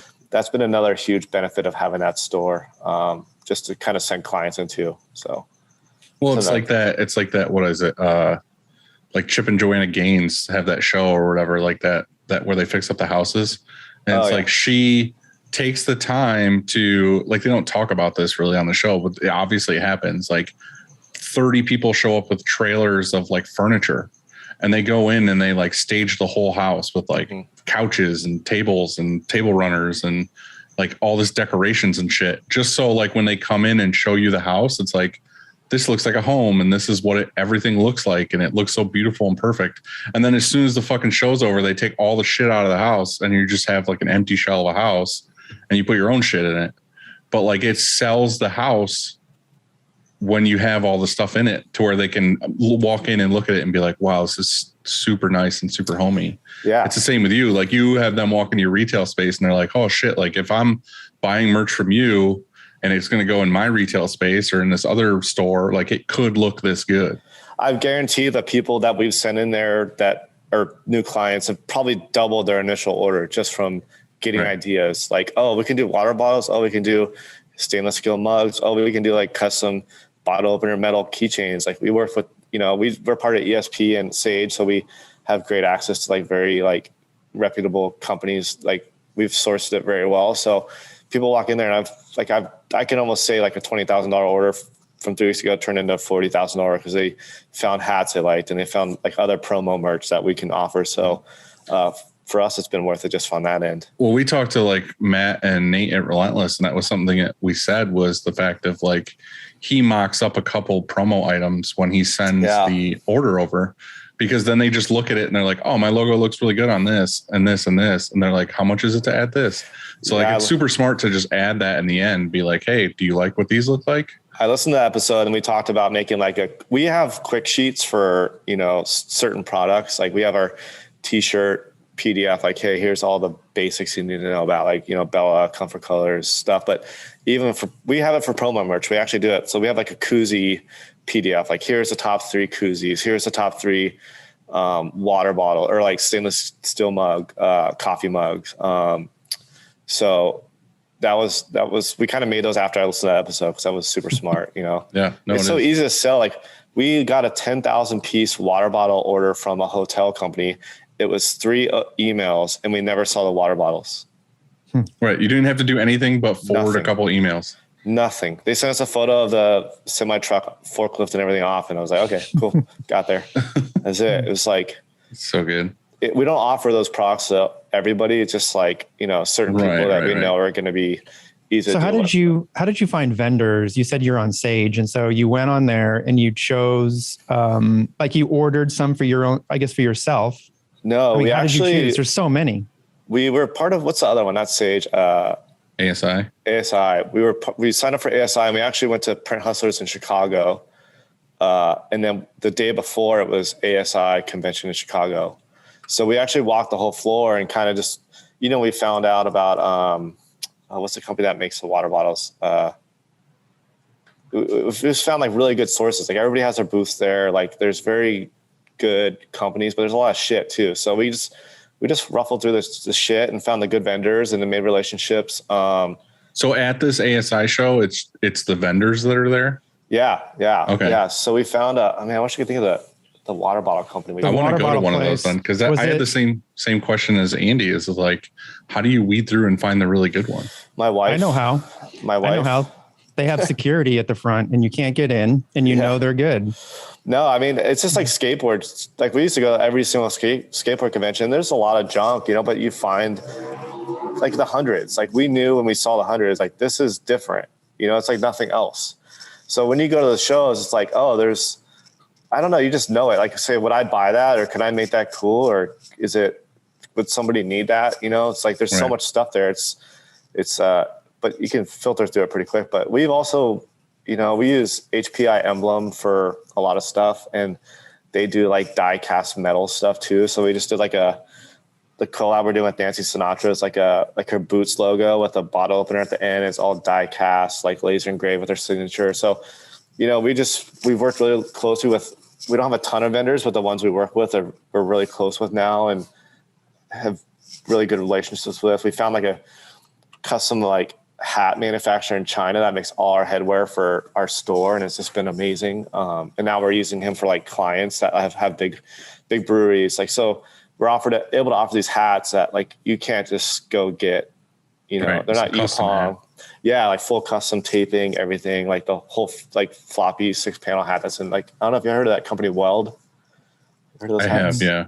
It's like a knockoff of that. Like they probably make them for them, but we're able to offer those hats to like all our clients now. So like, we drop off hats and it's got their woven label in it, custom label tape, everything's ready to go. Like the little embossed metal logo on the back. And it's the same price as buying a Yupong hat. Have you noticed lead times changing with that company? What is it? It still works. Yeah. We just ordered 500 hats 6 weeks ago and they just shipped yesterday. We'll see if they make it here. That's another like thing. It's like, what's happening with the containers, but they ship. So we'll see. But everything else, like HPI has been super on point. Like we use them for everything now. And we haven't had any delays with them. Where do you guys get your patches from? I don't order them. I can't remember where they're. Okay. It's like patches.com, super obvious, but I can't remember what it is. I'll send you an email, HPI, man. Okay. Yeah. Yeah, they're great. So nice. So what is your focus in the business? Like what is your role day to day? It's changed a lot. We've gone through a few assistants just trying to find the right one. And, my wife is pregnant now, so we're expecting a baby in December. So right now it's just like trying to get ready for her not to be here. We were kind of both doing all the orders, like all the emails, like incoming orders. And then I was also running production, kind of, helping the print shop and just kind of production schedule. Now that we've got a good assistant, like they're pretty much the ones taking all the orders and dealing with all the client base. And I'm just kind of helping, we have, I think 9 or 10 employees in the print shop and embroidery shop now. And we use Printavo. Like we've loved it since we've had it. And we've kind of, I guess the last 6 months, I've just been dialing that in, getting everybody like on schedule. But my day-to-day task is just, I don't know, it's kind of over the board, just production management. We have a really good production manager, Nick, that is actually our head printer as well. But as things get busier, it's just like, things are starting just to get a little more hectic. So I've just kind of been assisting him, more scheduling things and helping him figuring out what to do each morning or the day before each day. So as you've grown over the years, was it you at first on the press? Like you were the one that was printing and your wife, I guess, or what were your roles? I was a manual shop for 2 years and we got to auto and, it was me and my brother printing on the auto for a year or two. And then we kind of quickly, we've grown 100% year over year. So we kind of just realized we needed help and probably needed somebody that was just obsessed with printing. So we ended up hiring this kid, Nick from Arizona, moved him out here and he's been like, kind of like my right hand, just like his. Wait, I think I follow him. What's his name? Nick Robinson. He's from, we got him from our friend Pat that owns Cream out in Tucson. Yeah. Shop? What is his Instagram? Ryan was just there. Nick Robinson. Just Nick Robinson. You're making him question his reality right now. I don't know. I remember because is he real? I want to say when he started there, he was wearing a Shirkon shirt one day or something. Oh yeah, like he wears it every day. I think I sent you a shirt. Yeah. We give him shit because it's he wears it every day because flaking. it's his shit work shirt that he gets ink all over. Well, the print's coming off, so we always give him shit. It wasn't cured. Right.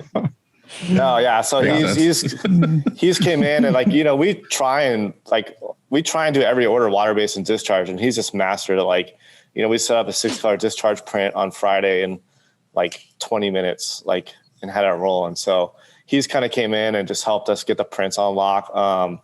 My brother has been with me since we pretty much started, and he's just a handyman. He can the press breaks, and within 10 minutes he has all the airlines we ran and just going. So he was helping us print. He's helping Nick print, and then just kind of doing the handyman stuff. But I'm just kind of here to help anybody. If somebody needs to help me help tag, I'll do tags. But it's kind of just making sure things are going out on schedule. So more of a production manager. But I found him. It's Nicholas Prince. Don't follow him. That's I already do. But I was trying to find the picture, and I'm trying to find the picture because I am 100% certain it didn't wash out. No, I didn't. Don't fucking lie. Don't take it back now. That piece of shit shirt. No, we've been really lucky. I mean, that's even with our skate shop. I hear a lot of we deal with a lot of business owners day in day, and the biggest complaint is employees, and everybody that works here is just, I don't know why, but they're super dedicated and down just I can't believe the amount of volume we're doing and nobody's complaining. So we're super stoked, and we got a good crew, and I think everybody's excited to move. And we've been suffering on, I don't want to say we've been suffering on this press, but this press is definitely not ideal for what we're doing, especially water-based printing. So you've outgrown it. We've outgrown it. We've outpaced it, and we've just need more. So I think everybody's excited to kind of get in a bigger space and, have a legit press and be able to do just really high-end work. Drive a Porsche. Yeah. That's what they're ready for. Yeah. Both of our shops are actually next door to breweries now too. Our embroidery shop is next, or our retail store is next to a brewery. And then our print shop is next to a big brewery now. So everybody's pretty stoked about that too. Beer in the day. Yeah. It's not terrible. Yeah. Do you seem like a guy at your shop that you have we were talking earlier, you would take any job that comes through the door just to kind of get anything to grow and get where you are now. Do you have a job that came in or a customer that came in that kind of changed things for you? Was a more inspirational job that got you to do more of a specific niche? I think ourselves, with the skate shop, is we knew, we were always searching for these types of print. We get shirts every day from different vendors. We were selling Volcom and Ruka, and we'd see these prints, and we didn't know what discharge or water base was, but we knew, why doesn't our shirt look like this? Why isn't it soft like this? So, for us, when we realized what that was, we want to offer that not just to our shop. We started printing our shop shirts, but we want to be able to offer that to other local businesses that want that style of printing, a retail ready shirt. So I would say more than anybody, it's just, we kind of created that niche out here because nobody knew it existed.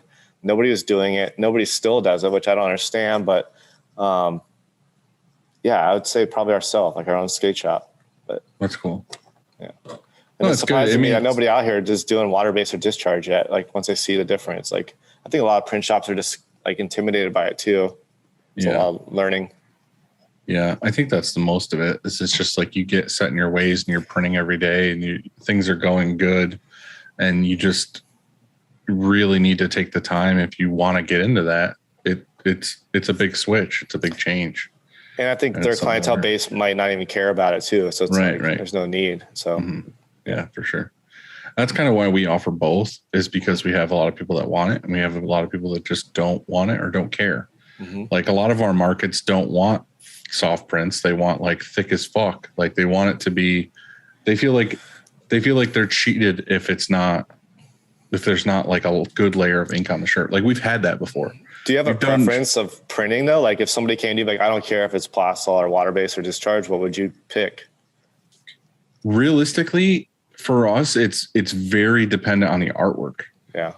We have so many customers that come to us that it's all over the board. But if I look at a print and I'm oh, this is going to be simulated process and whatever, I would be oh, I definitely want to do plastisol on that, or I want to do like a U-base discharge and soft hand plastisol on top. Like, to me, that's my favorite way of doing things is U-base and then soft hand plastisol on top, because I'm really only having to deal with that one screen being water based. And then all my other screens are going to be high opacity plastisols that I don't have to worry about messing up in the screen or mixing water base and then tossing what I don't need. So really, I'm getting 5s of U-base and then mixing that in and putting all the plastisols on top. So to me, that's my ideal. But the funny thing is anytime we do shop shirts, I'm more often than not trying to do them in discharge water base. Mm-hmm. But like I said, we have shop shirts that are like, we have these ones that just say Upstate on the front and it says Keepers of the Print on the back. So it's like a Terror ripoff, but it's like that one is specifically printed with like 2 hits of white / 2 hits of white because it's an old school hardcore shirt, which is just like thick white plastisol. Our biggest client only wants plastisol because it's like a 90s skate brand. You know, they want that feel and that look. Which is fine. It's like so fast and so easy. Like we don't, doesn't matter to us. Well, that's the thing is like I said, we had this customer once that was like a motorcycle group and we were like, oh yeah, we really want to do these or whatever. We did the shirt and like, he legit thought he was cheated. He was like, what the fuck is this? Like, I can't see the ink on this shirt. Like he was, like looking at it, like it should be the thickness of like a dime. And you know what I mean? I'm like, what are you talking about? He's like, he thought that we just tried to use as little ink as possible to print his shirts. He was just so used to the print being so thick that that's what he wanted. So we ended up having to redo the order and we printed it with, like I said, like 2-pass flash, 2-pass white to get like a big, bold, thick white print. What do you guys do when like a custom shop like us, what do you do when a customer has 5 different items? Like they have a short sleeve tee that's 100% cotton. And then maybe they also have a different color tee in there that's a 50-50 or any type of blend. And then they also have a hoodie now because we're printing hoodies. Then we would just do it all plastisol. Yeah. Right. So we have so much of that. And even we have sometimes people putting 100% poly in there. And so I think it's because a lot of shops are like ours and that they're a custom shop. They don't have the customers or the clients that, that you have, or even that you have, Dylan, and so, I mean, but that's what I'm saying is you should be doing it based on your clientele. Like you're doing everything right. Like you're not doing anything wrong by not offering as much water base, Andy, because you don't have the clients that need it. No, that's what I'm saying. It's not like you're doing plastisol and you're like, oh fuck, I'm not doing it right because I'm not doing water base. It's like you don't have the clients that ask for it or want it. And the only reason why we're doing both is because my clients are like 50-50. It's like, we get these people that want it one way or the other, or we try to blend the two to get like the best print we can get. But it's like, I'm not dealing with 90% of what we're printing is fucking Bella 3001 100% cotton tees or a 50-50. And it's like, you're dealing with more of like, like you might have a school, like you said, that wants like quarter zips and hoodies and tees and everything else. And they're all different blends and all different things. It's like, that would be a nightmare with mixing things or trying to do this and that. You're just like, oh no, you're still using the best things possible. It's just a different style. I think we have probably some customers that would like water base. However, then we have to run 2 systems. We have to invest in a whole nother sort of like what you do. That's what I have. Yeah. Isn't that a headache? I mean, because because if you're going to do water base right, that's a whole process and that's a giant investment. And so it's maybe like years. It takes years to like figure out. Mm-hmm. Like we just got it super dialed in where we don't have any issues. Like it took us 5 years to get like, rolling with it really. Like we've made it work really well, but now it's just like, it's spot on. And it took us a long time to get there. So that's what I said. It's a lot of trial and error, or you could hire somebody to come in like Ryan and be like, let's help you dial this in. So that was my thing. Like when he was here a little while ago, he sat with me and I told him, I was like, we're doing water base, but we're not doing like, nobody would come in and be like, I want a 10 color water base job. Like I said, if somebody came in and said they wanted that, I would do exactly what I said before. I would do like a U-base discharge. and then I'm gonna put soft hand plastisols on top. And it's gonna be the feel of the print is gonna be like printing soft plastisol on a white tee with no underbase. Like that's the feel of it, which to me is still like, it's really soft. It's close. It's just not like, it's close. It's just not like, like just fabric close. But that's the thing is, it's like for what they want, it's always the people that are like, oh, I wanted a 10 color water-based job and they want it to be super bright and bold. For me doing it, I would rather do it that way. I know there's people like Eric that are listening to this. Look, I could do that in my sleep. But it's like you said, it's like people who have taken the time and done it they learned the hard way for 5-10 years or whatever to get to what they're doing now. And it's like, I just haven't dove into it that hard because I haven't had to. We're doing it the way that works for us. But the thing is, when he was here, we talked about it and he was like, oh, I'd love to just come up for a week. And like, that's all we'll do all week is like dive into it. And Are you guys getting nonstop requests for puff? No. See, that's your market. That's the school. The schools love puff. Oh my God. We don't even do it. We don't even take it. We don't even Can you puff water base? I don't want to try. We've literally done maybe like 2 or 3 puff jobs in existence. Like we did 2 or 3 last week. More than that. We had one guy come in and he wanted like extreme puff. And we never done puff before and we didn't want to do it, but it was kind of a big order. So like, oh, well, like we'll do a sample and see if it, like we kind of just want to try it. And then it was puffy like everybody else's. He's like, no, I want it like 3 times as much. And we're like, let's go somewhere else. This is not. Yeah. We're getting requests for puff within the design. Like not every color is puff. Let's say it's a 4-color design. One of the colors will be puff. And we just did one 2 weeks ago where it was puff and glow on top of the puff. I didn't think it would work, but we actually printed it and then, then printed glow on, flashed, and then printed glow on top and put it through dryer. Worked. Right. Actually worked. That's, I think 2 of the jobs that we did with puff were where it was like, I don't remember, it was like a creature or an animal or something. And like the creature's hair was puffed. So like it had texture on the shirt. Like it was an accent to make it look good, like a special effect. Right. Yeah, we do that too. And we did like an ice cream cone for a place here that's really popular. And the ice cream was puffed. Yeah. But also within designs, not just when it makes sense, like an ice cream cone or something like that, but just a lot of puff. But that's what I'm saying. It's funny is like all 3 of us right now talking have different markets. Mm-hmm. That's what's good. We all do things differently. And I don't mind, like we send so many people to the local printers. I'm like, we know who's good at what, and they're not our clientele base. Like, I don't care. Like, I'll send them all the business to work. So I really don't want those kind of clientele. Like that's not our bread and butter. So it's like, all it's going to do is tie us down. So I'll just send it to you. Cause it's like, one, they're going to be happier. Like they're going to get a better product, and then we're going to not be like tied up with this product that we're not really stoked on or. Yeah. I mean, you figured it out. Like to me, it's funny.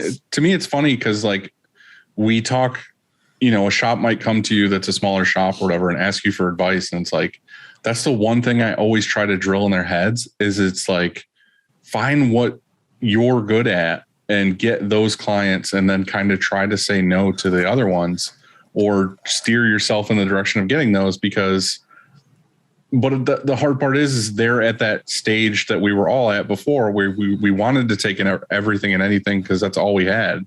Do you guys we were scraping to get by. Do you guys ever turn away clients? Like just see them walking in and talk to them for 2 minutes, 3 minutes and just be like, probably not the right fit. Yeah. How do you do that? Sorry, we're not the right fit. Yes. Yeah. Same. That's what we do. I mean, realistically, it just you got to be nice about it, but it's like, you try to just be like, hey, like I see where this is going and we're just not the right fit for that. A lot of times it's realistically, it's people that come to us that want like something that's just totally not in our wheelhouse. They'll be like, oh, we want this like, or it's just not possible to print. They'll be like, oh, here's a fucking octopus. And like half of it's on the front of the shirt and the other half's on the back and it like wraps around. And I'm just like, I'm sure we could find a way to make that work, but really do we want to do the R&D for this like 50-piece order of this person who wants this octopus wrapped around the shirt? Trying to start a clothing brand or something. Right. And that's why it's just like, hey man, like, this isn't really in our wheelhouse. But And a lot of times we know so many printers that it's like, I know this guy would kill this. So I'm like, hey, go to this person. They'll do a great job for you. Like it's rare that we say no to somebody and we don't refer them to somebody else.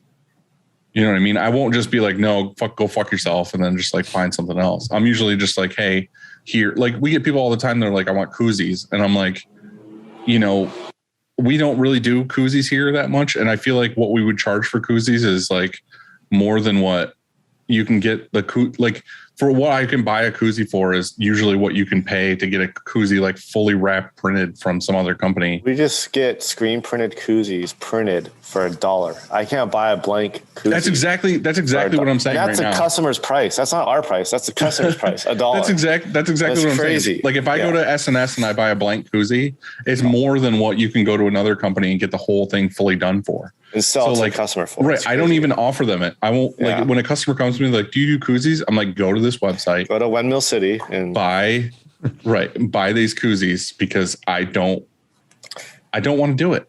Yeah. It's going to take a ton of time. It's not in our normal day-to-day routines. Somebody's going to have to go figure out how to do it. Mm-hmm. And then we have to charge you like 4 times what you could go to this other place for where they do koozies all day, every day. Yeah. And it's like, it's just not, that's usually how we turn people down. It's not just like we Zoom with them for a minute and I just go like this and they just like go away. It's like, let me find a way to help you out. Yeah. Yeah. And the funny thing is too, a lot of those people will come to us with something like that and we turn them away. They might come to us 2 months later with a different job that's totally up our alley. And then we'll print with them again.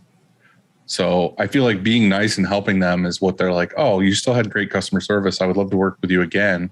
Mm-hmm. But this just wasn't for you.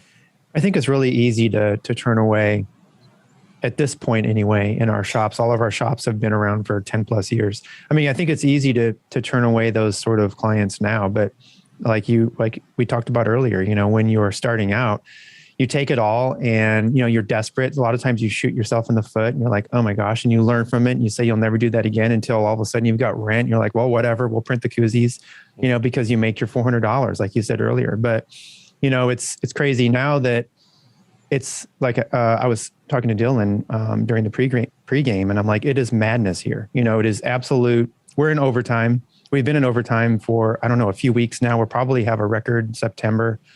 And it's incredibly easy to turn away orders at this point because, you know, like, well, I guess we're not going to do it, but we're so busy. It just doesn't matter. You know, people walk in our front door. Like we have our front door's locked. We have a little buzzer. You have to buzz to get in. And if I don't know who they are, it's like, oh, they're a new client. They're trying to get shirts printed. So they'll come in and they'll just look around and I'm like, yeah, we're too busy. Like, it's just like, they just see boxes everywhere. Like we're just too, I could tell from the second, like, oh, you're trying to start a clothing brand or it's pretty easy to tell what they're there for, you know? So within the first minute, we're just like, dude, we're like booked out till December. Like when we were talking about this earlier in the show, I wrote this down and emailed myself. I think, Andy, we need to make a shirt show shirt that says, I don't want to print your shirts, but $20 is $20. There you go. Well, I had somebody was here the other day and because our turnaround is 2 weeks right now. And that's even pushing it. Right. And so that's short. It's short. And that's what I was going to say. That's like normal.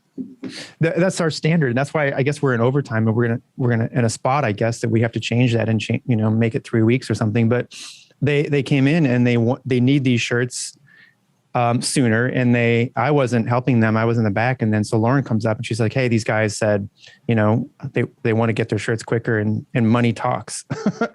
You know, and so what do you say to that? You know, and so no, I don't know. It's like.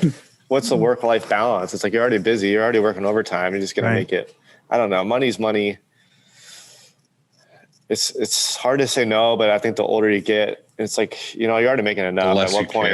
Yeah. I mean, yeah, it's just like, I mean, I think that sometimes too, your employees are burnt out. Like my employees are burnt out. Like, you know, it's like if I ask them to come in on a Saturday, it's a big deal. It's like, you know, they're already busting their ass all day in the heat I felt that when you said, when we're getting older, and it's hard for me to say in front of Andy, but like here we go. That's how I felt. That's how I feel about live printing anymore. Like we get asked all the time now that like COVID's kind of, I don't want to say going away, but like it's events are happening and people are offering live printing again. we're getting all these offers for live printing again.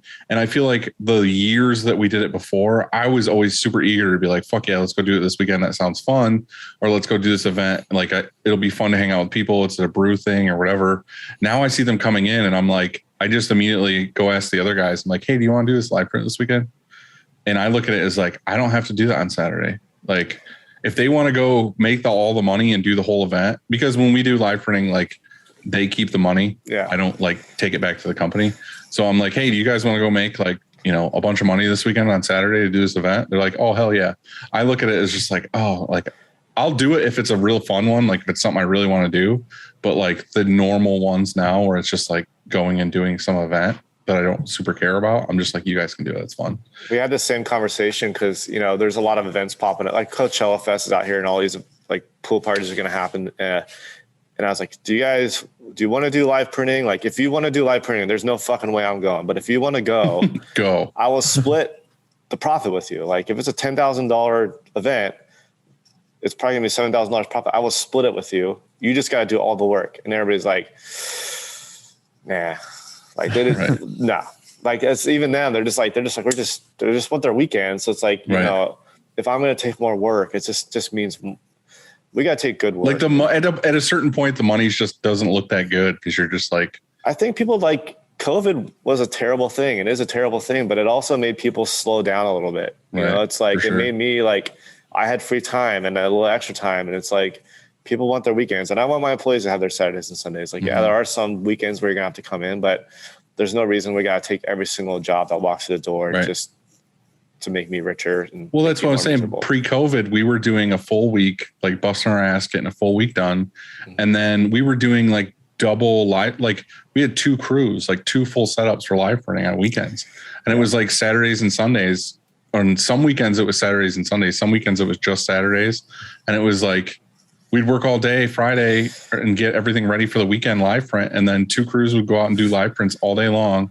And then we would have Sunday off. And then we would just come back to work on Monday. And those things are harder to like every weekend.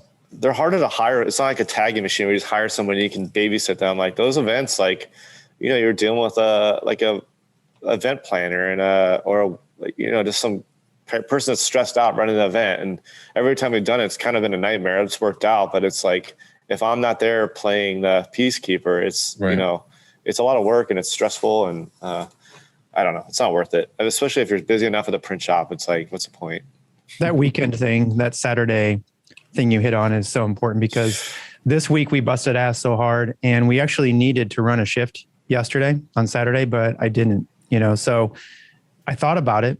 I thought about opening it up. We did the previous Saturday, but I was like, no, there's just no way. Everybody is so spent that we're going to go and then come in again on Saturday, even though that puts us in a really tough spot.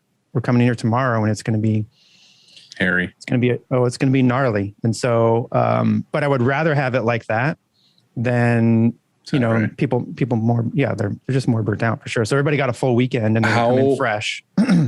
How do you guys deal with that? Like a work on a Saturday thing? Do you open it up for people that want to volunteer to work on Saturday? Yeah, it's not mandatory.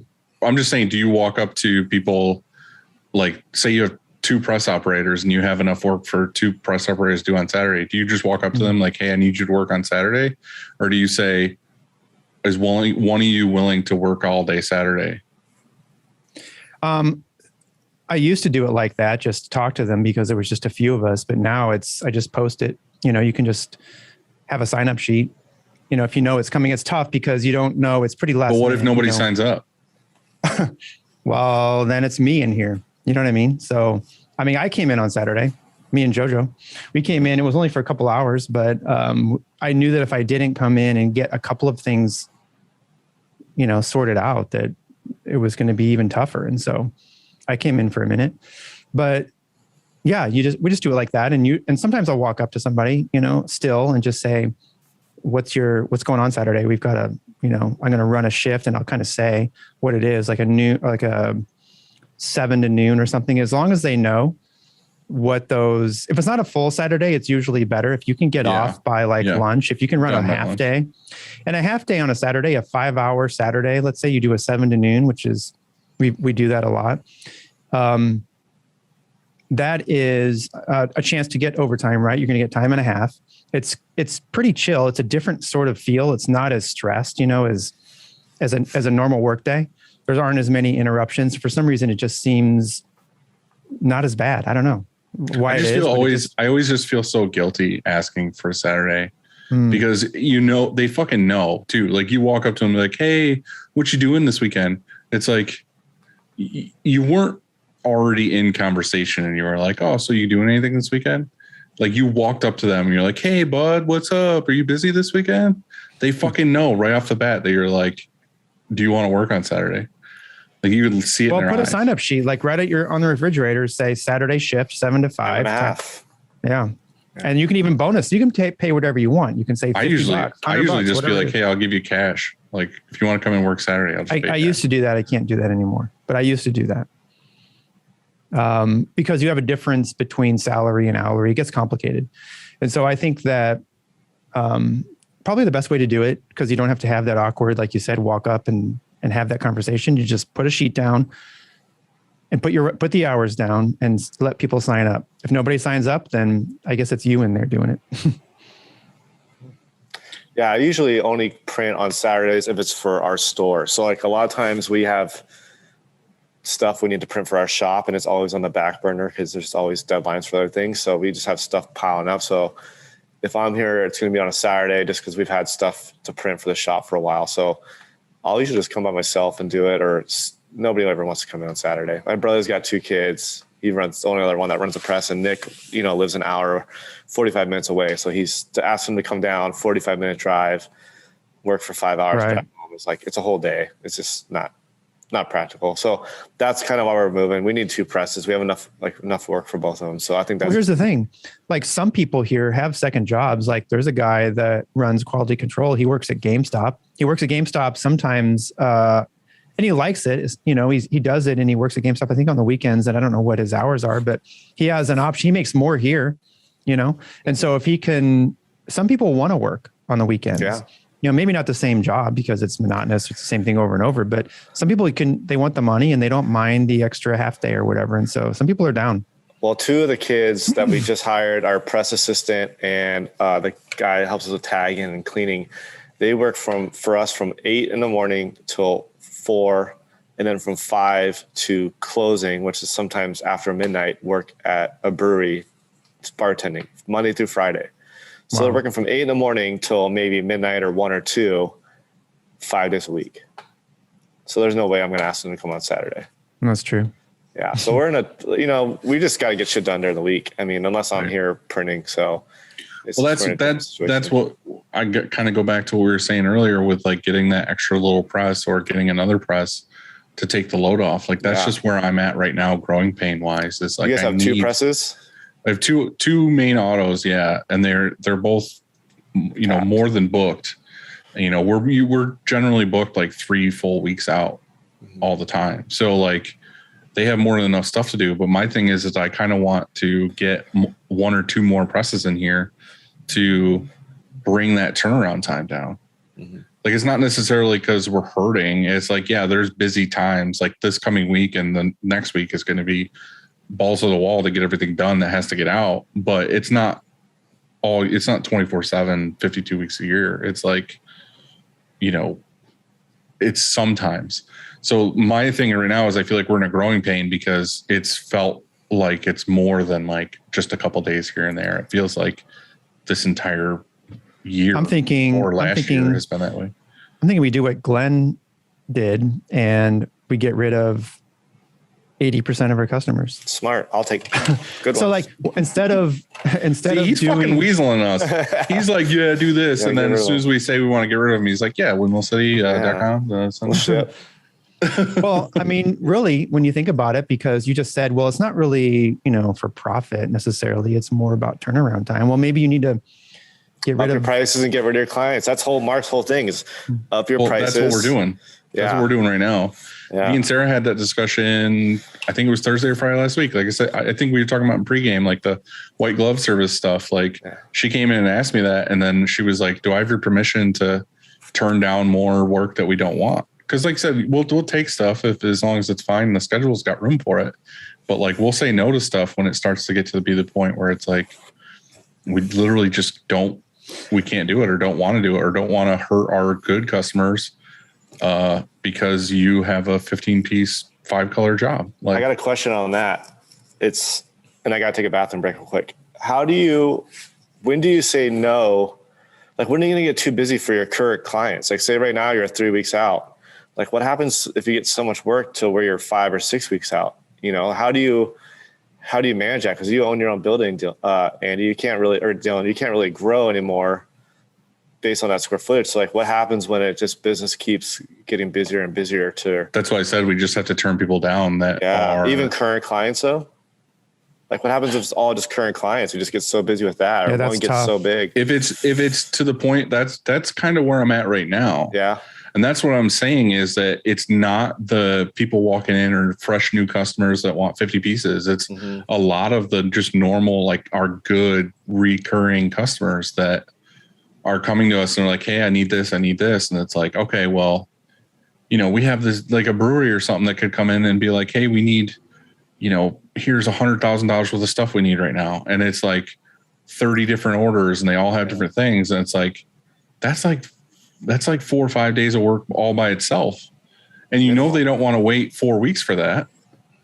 So that's the problem I'm running into right now. That's literally why I'm kind of scrambling, talking to like M&R being like, hey, I could use like 1 or 2 presses right now.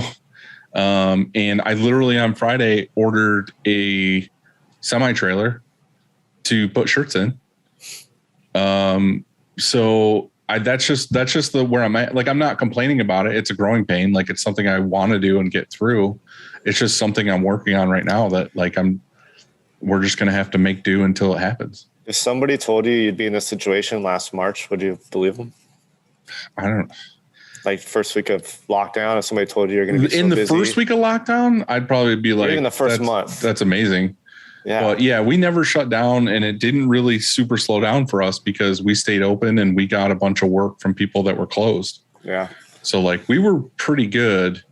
But the thing is yeah, like if someone said, I don't know, I was pretty doom and gloom on the whole thing because I was like, where's this going to go? Are people going to order again? Is it going to be a year of dog shit? And then we got busy. And I feel like last year, we've always had that upward growth. Like every year the company's gotten bigger and whatever. So then when COVID happened, I was like, fuck, like this year's just going to be shitty. Like it's going to go down or it's going to whatever. It was still up from any year we've had previously. And then this year I feel like is like way more than that. Like it went on like a curve or like a normal upslope to a curve this year of like bigger than ever before. So that's what I'm saying. It's like, I'm to the point where I don't want to go against my beliefs and get like, 20 more employees and 5 more presses and have all this other stuff. I'm just trying to make things a little more efficient for the things that the current customers that we do have. That's what I'm saying. If I get another auto, it's not going to be like, oh, let's get another gauntlet and hire 3 more people. It's let me get something to offset the work that goes on that current press that I have. So that's what I'm trying to do right now. It's just my thing is space. Like I don't have a ton of space. Like I bought the semi-trailer to put shirts in, but realistically what I probably need to do in the next couple of years is just extend my building another 50 feet, which I can do. Like I have land in between, but the Band-Aid right now is the trailers. For me, that first week or first month, I was getting my bug out kit together, getting ready to go to the desert and to try and survive the meltdown. But after I would say a few weeks or that first month anyway, we were back pretty strong, sort of like you, Dylan. It was back, not 100%, but it was back. What I didn't foresee was just the like not being able to get ink or shirts and shit like that. That's what like even now, like this is a long ways away from that first 30 days. And I had no idea that those disruptions in supplies would be as impactful as they are. And that's, I think, remember how we were talking, that's the next hurdle. Remember how we were talking to Aaron about the shortage stuff or whatever? Well, you guys will hear that. The people who are listening to this now will have already heard it, but it comes out tomorrow. And he kind of slightly slipped it in there. And then like after he said that this week, I've heard it multiple times where places have the stock or the ink to get to us, but they have nothing to put it in. They have no containers to put it in. We tried to order plastic containers for mixing ink this week and everybody was wiped out. We usually get our containers of inks from Smart and Final, which I don't know if you have Smart and Final, but it's like it's a grocery store for like restaurants pretty much. And we have mains here. I can get containers, and we've been getting them there for 5 years since we started. And we walked in there, like, where are all the plastic containers? Like, we only have styrofoam for the next like few months. Like, they can't get plastic containers. So we tried to go on Amazon. Everything's wiped out. We placed 4 different orders and they all got canceled within like an hour. Okay, Dylan, listener questions? Yeah, sure. Or question. Well, this is a big one, so. Right. So this week's listener question comes from Arik Impressions. If you were to start a screen printing business all over today as a solar entrepreneur, how would you do it? It's a 3-parter. What equipment, software systems would you use, and how would you plan for your growth? And one of my questions was the same questions, but where would you open it? One of the questions I had for you guys is, where would you open a shop if you had to in Palm Springs, I think. Fuck that. Lock down. Right next to you. Yeah. All right. So who wants to go first? I'll go first. And I really hope your answer is the same as mine, Andy. What's it? What was the questions? Okay. So one more time, if you were to start a screen printing business all over today as a solo entrepreneur, I guess that's an important part. The solo just by yourself. Yeah. Yeah. By yourself. How would you do it? What equipment, software systems would you use? And how would you plan for growth? Oh, all right. So I use this analogy, and I've said it a couple times here, that if the shop burned to the ground, like I woke up one night and the shop was on fire, I let the fucker burn. I would probably just do what I did in my first company, was just outsource everything. I know enough people in the industry. I know enough about printing. I know enough about garments and everything now that I would probably be like, where in the world do I want to live? Like, where do I want to just do awesome shit from? Move there. And I would just start a website or keep it upstate, whatever. And then I would just be like, okay, this order came from Palm Springs. I could send it to you. I would say something in St. Louis. I would find somebody else other than Andy to send it to, or, whatever. I would find printers that I trusted in different areas of the US or wherever in the world. And I would just outsource jobs to them. And then I would just be that middleman broker. And like I said, I think it takes the knowledge, because I hate those kind of people generally, because they just don't know anything about printing and they just sell jobs. And it's always a nightmare for the printer, because they're like, oh, fucking, they want this, but it doesn't work on this, and so on. So I feel like I would have really well detailed mock-ups. I would pre-Pantone everything. I would make sure the artwork was done and print ready and everything good to go. And then I would just give it to the printers, and I would just work in my underwear and set my own hours and just live that life.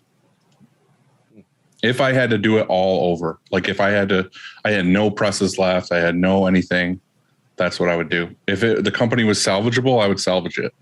But if it was just like complete start over, that's what I would do. All right, Glenn, you're next. We actually had this discussion the other night. We just bought a house like up in the hills of the desert. So we're kind of like on like 5-acre plots all around us. And one of our neighbors has this like massive, it's like Sylvester Stallone's one of our neighbors, like Steve McQueen's son is our other neighbor. So like all these like rich people have all these big properties. And this one house has this massive like oversized garage. I told my wife, I'm like, if you ever leave me, there's no way I can run this company on my own. It'd be so quickly gone. Like I would just move our tiny press, an auto into that garage and run it out of there for like I just print for like our 3 biggest clients. That's it. Right. Take the clients you want, print when you want. Out of a garage, I could walk there from my house. Like nobody needs the notes there. Right. Just like one auto, maybe one assistant, or I guess they're by herself. But yeah, I would do it. Just take the 3 biggest clients. And that's it. I'd probably make way more money anyway. Yeah, you would. Yeah, you really would. Yeah. If we got 12 employees right now, it's like, it's a lot of, I think we're building something, but it takes a lot of money to run it. You know, Right. obviously you guys know. Well, that's the thing is I think it's because we're in the game. You know what I mean? We've built it for so long. We've done this for so long that we don't want to step out of that. We just want to keep the momentum. We want to keep the momentum and keep what we've got going. Plus, you can't be us if we said, what would you tell yourself to do if it was 10 years ago, 15 years ago? That guy wouldn't have the same knowledge that we have now. Well, so like, I feel like the only way that you can make this dream job that we're talking about work is if we had to fully start over from right now. Well, my dad, your dad, what? Go ahead. When I was young, my dad was a high-end contractor. Like he built multi-million, like there's a lot of celebrities out here. They all have homes in Palm Springs. So he was like building these big custom homes and, you know, he'd work with all the subcontractors. And when the recession hit, he saw 90% of them go out of business. And he's like, the biggest problem with people is you either stay really, really small or you go really, really big. It's when you're stuck in the middle, you're not making any money and you have the overhead of the high guy. So my biggest concern right now is us growing and getting new equipment and getting new space and getting new employees. Like what area are we in? Are we super, super small? Probably not. Are we super, super big? No. So we're like right in the middle. So how do we make that sustain itself? You know, I guess it's going to be our biggest challenge of 2022. For me, this question kind of hit on like what you were saying. If you were if your place burnt down, I think the biggest point here is that if I were to start over, because I would have already done everything that I did because and I have no regrets. Like I'm happy with the past, sure. what this place has become and what I've done. And so having that though already, like if I didn't have all that experience of what I've built this to, then I would just do this all over again. That would be my answer. But having already done this, starting over, I would buy a 6-head single station manual. I would buy 6 screens. That's it. I would buy 6 squeegees, and wherever I am in the world, whatever Palm Springs single hit shirts at Street Fair. Yeah, exactly. Wherever I am in the world, all it's one hit. That's it. One hit. That's it. And so that's the equipment. Is would I plan for growth or how would I plan for growth? No, zero. Don't growth. Plan for growth. You're just fucking making money and living. And I would probably LIVIN. LIVIN. And I would only do that when I wanted to. Right, exactly. That's what I'm saying is we're at that point now where we're like, we just are literally living off of what we fucking consumed in our brain. Like what we've gained in knowledge is what we're just going to make it work with that. And we're going to be happy with the outcome. Like I said, I don't want to do the whole start all over fucking thing. Do you ever go like on Instagram on like Wednesday or Thursday and you see people, you know, like just lounging around the house or sitting by the pool or whatever, just like on a Wednesday or Thursday, like wonder how the fuck are they pulling that off? Like how do they have free time? You know who does that all the time and it bugs me every time I see it is Justin Lawrence. It'll be like Tuesday at like noon and I'm doing something hard and I see he's playing fucking disc golf. And I'm like, how? Like what are you doing? Or he's like on the boat or barbecuing. Right. Yeah. There. No, I know. But I'm just saying it's funny. It's like I'm like grinding to get stuff done. And he's just like on a boat barbecuing. And I'm just like, Justin, I love you so much. Well, I don't know. I think that we're just in a different spot. You know, we've been doing this for a while and to start all over, it just sounds, I just couldn't, if I had to. I could do it if I had to. It, but I don't want to. I don't want to start over. I don't have that. I don't have the capacity. I feel like in the drive. How do you end what you have? Like, what's your exit strategy? Have you guys thought about that yet, or what's the end goal? Andy, I have thought about it a little recently. Yeah, I mean, I don't have. It's probably worth something now, right? Like you built this big business, you have the equipment, you have the employees, you have the clientele base. Like, is it sell it? Oh yeah, I mean, it's worth more as a running operated entity than it is in its parts selling off the equipment. You know what I mean?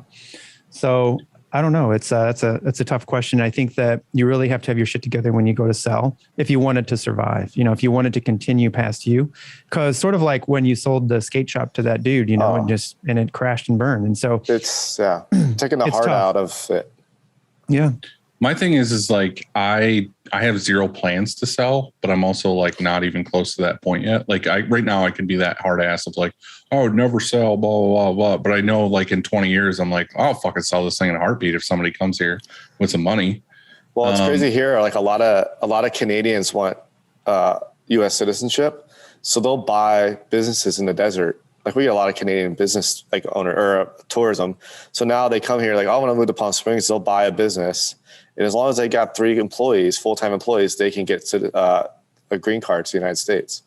Cool. So that's a lot of people down here just sell their businesses to Canadians for a lot of money, you know? So right. I don't know. I guess that's our question is like, how do you? Hey, Kellen, do you want to buy Shirkong? Yeah. If you're listening to this, you could live in the cold of Minnesota or Missouri. Yeah, Missouri. The other part for me though too is like I have been investing in like because I own my own building. Yeah. So like that's my thing is like I've been every year I'm trying to like better and better my investment of the building. Like we're constantly doing stuff to make this a better place to where if something ever happened, my thing is like for my kids, like if anything ever happens to me, like I die doing anything, hopefully something with Wild Boys, that even if the business tanked or whatever, they could sell the building and make money, like more than enough money to have for a little while. And I have really good insurance and all that other stuff. So a lot of that for me, like I says, I just want to make sure like family is taken care of before anything else. But realistically, if anything happens or whatever, what I'd like to see happen is I'd like for one of my kids to take over at some point. If they decide they don't want to, and I'm, 50, 60 years old and I'm like, I don't want to do this anymore, then I'm just going to be like, I might just sell it. Like if I have no other options and I'm just like, I just really am burnt out, I don't want to do this anymore, I might sell it. I just don't want to sell it. And I don't want to be one of those guys now that sells it just to sell it and be like, well, I grew something to make money. And yeah, because I really am passionate about it. Like it's my passion every day, whatever. But like I said, when I'm old and tired and I don't want to do this anymore, I might just be like, I want to travel the world for the next 20 years. Maybe that's when I'll sell it. I don't know. Are you ready for the goods? Yeah. So we have, I don't know. Do you have any other questions for us? Yeah, I got a couple if you don't mind. We got time. I love it. Cool. I like when people ask us questions and we just kind of sit back and answer. You go. I'm a question guy. What's your favorite apparel brand right now? Like, it seems like there's like a lot of new things coming out. Have you guys tried new stuff, or there's anything that you like actually personally wearing that's came out lately? I'm wearing this independent flannel. Yeah. Really have you seen the ones from AS Color yet?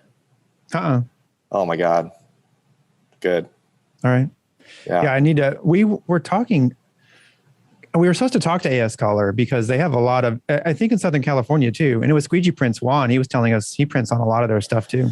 So we actually take all their custom cut and sew and relabel it. So we use that for our retail store. So like we just bought a bunch of flannels. They have a lot of like, workman style jackets. We just cut the AS Color label out and relabel it and embroider it, embellish it with our little logo and sell it at our retail store. And it's like very high end, very nice stuff. And not too many people use it. So it looks like, something that was custom made. So a little hack. I've probably over the last couple of years just kind of focused a lot of the company on Bella and Independent. Like those are like our two go-tos for everything. And I've gotten more from a Bella 3001 CBC customers email us back and say, they like to print, but they're like, this shirt is actually my favorite shirt to wear right now. Like this is my most comfortable, best fitting shirt that I have. So that's how I'm gauging it for the most part. Like I personally can't wear that shirt because I'm a big dude and it's too short. But Independent, I do really like this is an Independent hoodie. Like I like everything that Independent makes. So anything fleece, I try to send to Independent as much as I can. What was it? Juan sent me that I'd rather be screen printing shirt. What was it? I can't remember the name of the brand right now, but I really like the fit of that shirt, whatever he printed that shirt on. So I kind of wanted to get a hold of him and see if he got like a special, like what item number it was, because I want to order some for myself. But yeah, that's pretty much it for me. We shipped a bunch of shirts to New York City. They were Bella 3001s, and we literally got an email from the client like, these shirts the cuts are all off. Like, what do you mean the cuts are all off? Like off to what? So, it's funny because they're probably bigger people and they just thought it was too thin and slim. Yeah, too thin and slim. So it's kind my problem is I just like, I have a really long torso. So like, I don't like telling my customers what I like and what fits me because I'm not the norm. Like I said, like I have a really long torso. I have a 30 length leg and I'm like 6'4". So like my father-in-law he's like half the size human I am, and he has the same length pants I do. And it's like, so that's what I mean. Like I have to have a shirt that's like an extra, like 2 to 3 inches longer than like the regular shirt, because if I don't, it's a belly shirt. Yeah. So I don't want to tell my day-to-day customer that's like 150 pounds soaking wet that this is a great shirt to wear, like a Hanes BPT, and they're going to be like, what the fuck are you talking about? Yeah. I get that every once in a while. The Bella's off a size, they had to shift up. I hear that sometimes too. It's just that fashion slim fit tee. It's the style. Yeah. Right. And coming back right now in a lot of stuff is big boxy tees. And this is like the toughest problem too, because I was trying to source for our city. I won a bid, and it was for and they on their bid they wanted to the Gildan 2000 and in sport gray. And I'm like, yeah, good luck, because it was the whole size run. And so we went back and forth. I probably had 10 phone calls. I don't know how many emails, and I solved the problem like across the 8,000, 5,000 and 2,000 between all of them. They could have gotten the size run, but they didn't want.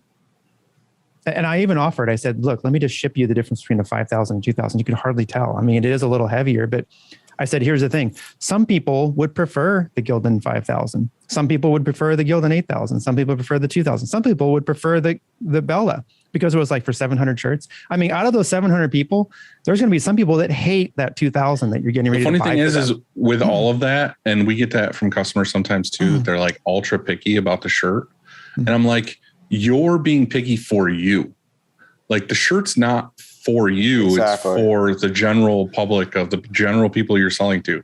So that's why I say the 3001 CVC, because I'm getting actual feedback from customers saying that, like all across the board, saying that they personally like that fit. So that's why I tell my customers like, hey, this is the one that gets like requested the most.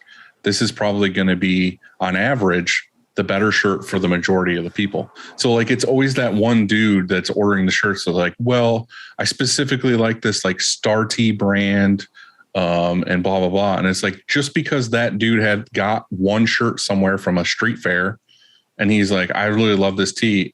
Like we end up going to a place to get a wholesale account, ordering those blanks, getting the whole thing in. It's a huge headache just because that dude specifically wants that one shirt for himself and doesn't care about the 500 other people that are going to have to wear that shirt.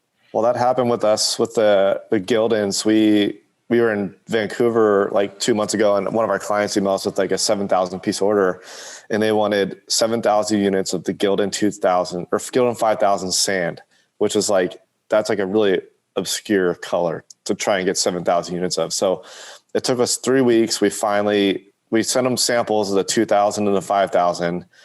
And he's like, these look almost the same. We're going to relabel them. Nobody's going to know the difference. So we were able to source between the 2000 and the 5000 from 10 different warehouses. It was just like counting 7,000 shirts in from 10 different warehouses was like, and we have no room. It's like 4 folding tables. It's crazy. I was going to say, it's just as hard on the receiving end. Once you finally find it all and buy it all and it's on its way, then it's just as hard on counting in. And we had to separate all those into 4 different ship dates. So it was the same print spread across 4 different ship dates. So we had to count everything in by 4 different stacks times 5 different sizes, and then print it all, tag it, stack it all back up, print 2 color front and then 4 color back, and then box it all by ship date. So we have a lot of customers that are like that, where it's like someone who's on the road or a band or whatever. And it's like, hey, I want to order 10,000 pieces, but each 1,000 pieces goes to a different venue. Fuck. And it's like, Do you okay, what I upcharge want for that? this size is for this. Yeah, we do. Yes. Yeah, we do Yeah. too. So, and we also get this other one, this really big one for this massive lumber yard that has like 10 locations or whatever. They do the same thing. They're like, well, each lumber yard, it's not set up for 10 different lumber yards. It's set up for each lumber yard, but each lumber yard has 5 sales reps that go out. So they want, not only does it have to get shipped to that lumber yard, but so this is getting complicated. So there's 10 different lumber yards, but at each different lumber yard, we have to separate it again to each of the 5 sales reps. So it's getting shipped to that location, but each stack of boxes has to be labeled with like Sammy and Tommy and whatever, because they want it separated. So when they get the boxes, it says the sales rep's name on it. So it's like, we definitely charge for that because it takes forever. And then when they print the shirts, they have to do it by box too. They don't just like stack the things high, because the person at the end of the dryer just wants to be folding them out. So they'll do like Tommy, and then they'll stop and do the next guy's name and whatever else. And it's like, it's such a huge pain in the ass. They don't realize how much work it is, but it's just the logistics of moving all those boxes around.